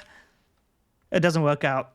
And you can see there's some desperation from both sides as well. They just want to finish it. They just want to, you know, do something with the opportunities that are afforded. But Crazy Gamer is not letting it happen. 2 frags just gifted to him. Another player is already tucked in here, but he dies. He just falls flat. And Rico Master, I don't know why he's going towards B. What does he think is going to happen? Even if he gets 4 kills here. Well, if he gets 4 kills, he wins the round, probably. But I mean, there was just no way. I mean, saving was almost impossible, but going towards B in that situation is suicide. I don't understand.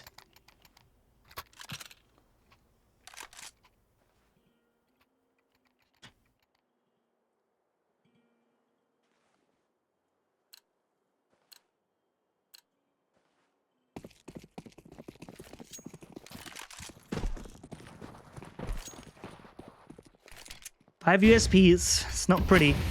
Giving the lead over to Flshbck is gonna hurt, but the economy is gonna hurt even more. And I mean, this is what happens when you give away so many frags. This could have been a somewhat dangerous round with maybe 1 gun, maybe a low buy, but you have to buy next round with everything you've got. Leaves you in this position. Pretty good Molotov. They're gonna go off of this, presumably. And it's not clean, but it's doable. And I mean, that's all you really need against USPs. And he sort of cleans that one up. Decides to tap Cyclone for good measure. Stealing his ace. Cyclone got 1.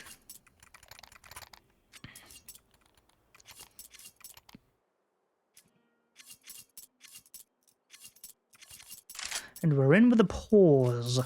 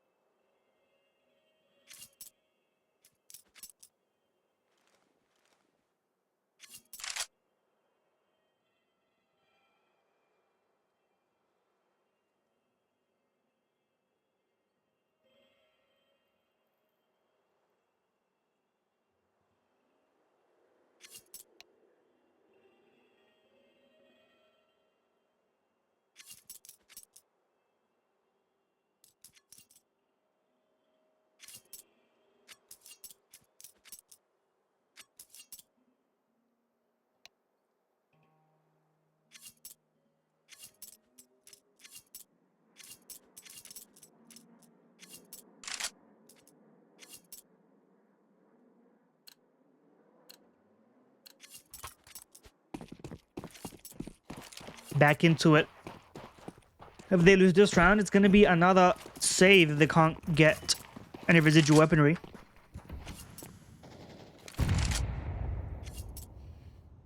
So where does the orb place itself? Already tacked down low. Razor's going to have a rough time of it on the bomb site. Recon Master solo towards long. No orb. Orb's on benzene. Presumably he's the only one who could afford it, so they're playing by position on this one. Ember's got a lot on his plate, looks away for the flash, doesn't get enough done. Eric has got so much on his plate, he can't do it. But he's alive! How is he alive? He was alive for so long. But nothing can be done. Benzene fumbles that jump. Position should be revealed. And he's gonna save that. Despite the Molotov.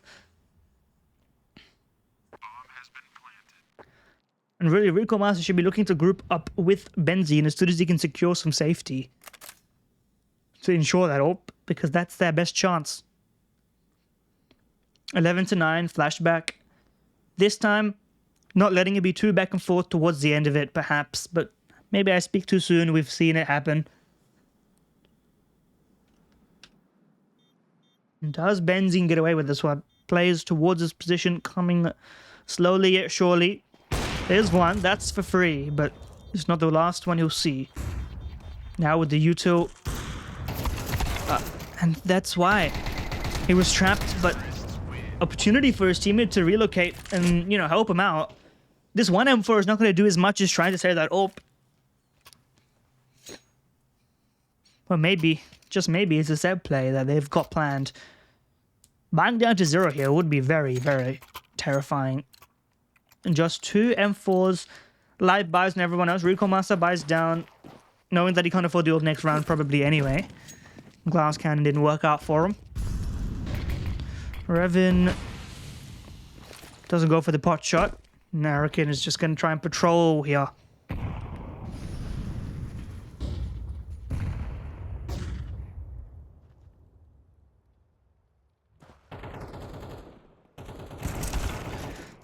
And that's Crazy Gamer doubling up.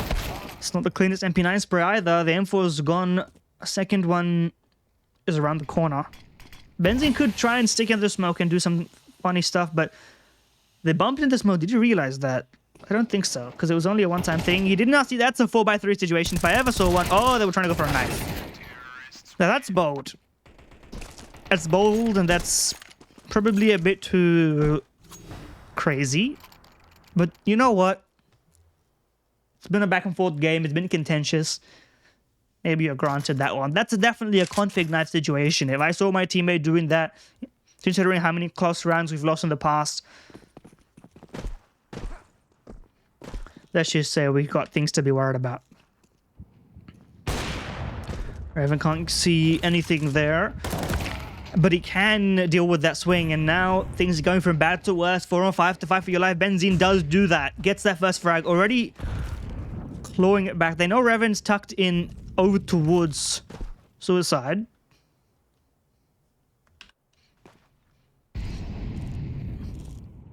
But he's still just solo clearing out mid. Taking advantage of the fact that CTs are not trying to face him.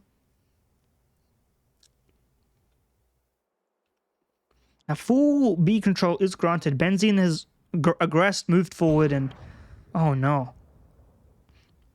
Yeah, another frag in, and Benzene's just going to give it to him. But is Ray... Oh, never mind.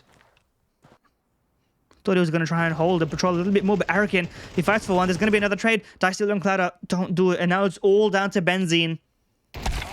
And it's not going to happen. Flshbck Gaming 2-0. They are your champions of the Dust2IN Masters. Edition 21, in absence of God's reign. They make the dream happen. They make the comeback happen on Anubis. They close this one out respectably. 2-0 up. Job done. And they get revenge on Victorious SUMUS. And they're going to be facing them later as well in a different tournament. So it's going to be a lot of back and forth between these two teams as to who's number 2 and who has that title.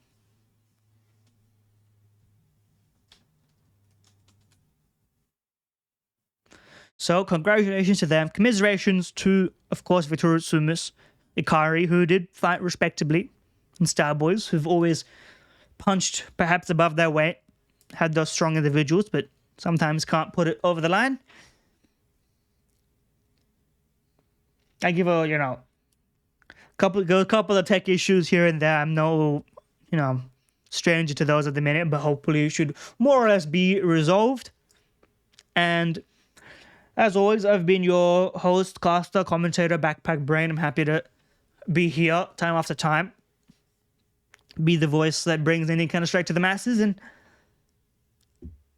that's all we've got. We'll see you once again in a month's time for even more indie Counter-Strike. And of course, all sorts. We've got Starboy's regular attendees, Pakistani squad, and even more perhaps in the future. But that's in the future. As for now, I am happy to send you off. Thank you for watching. Stay well.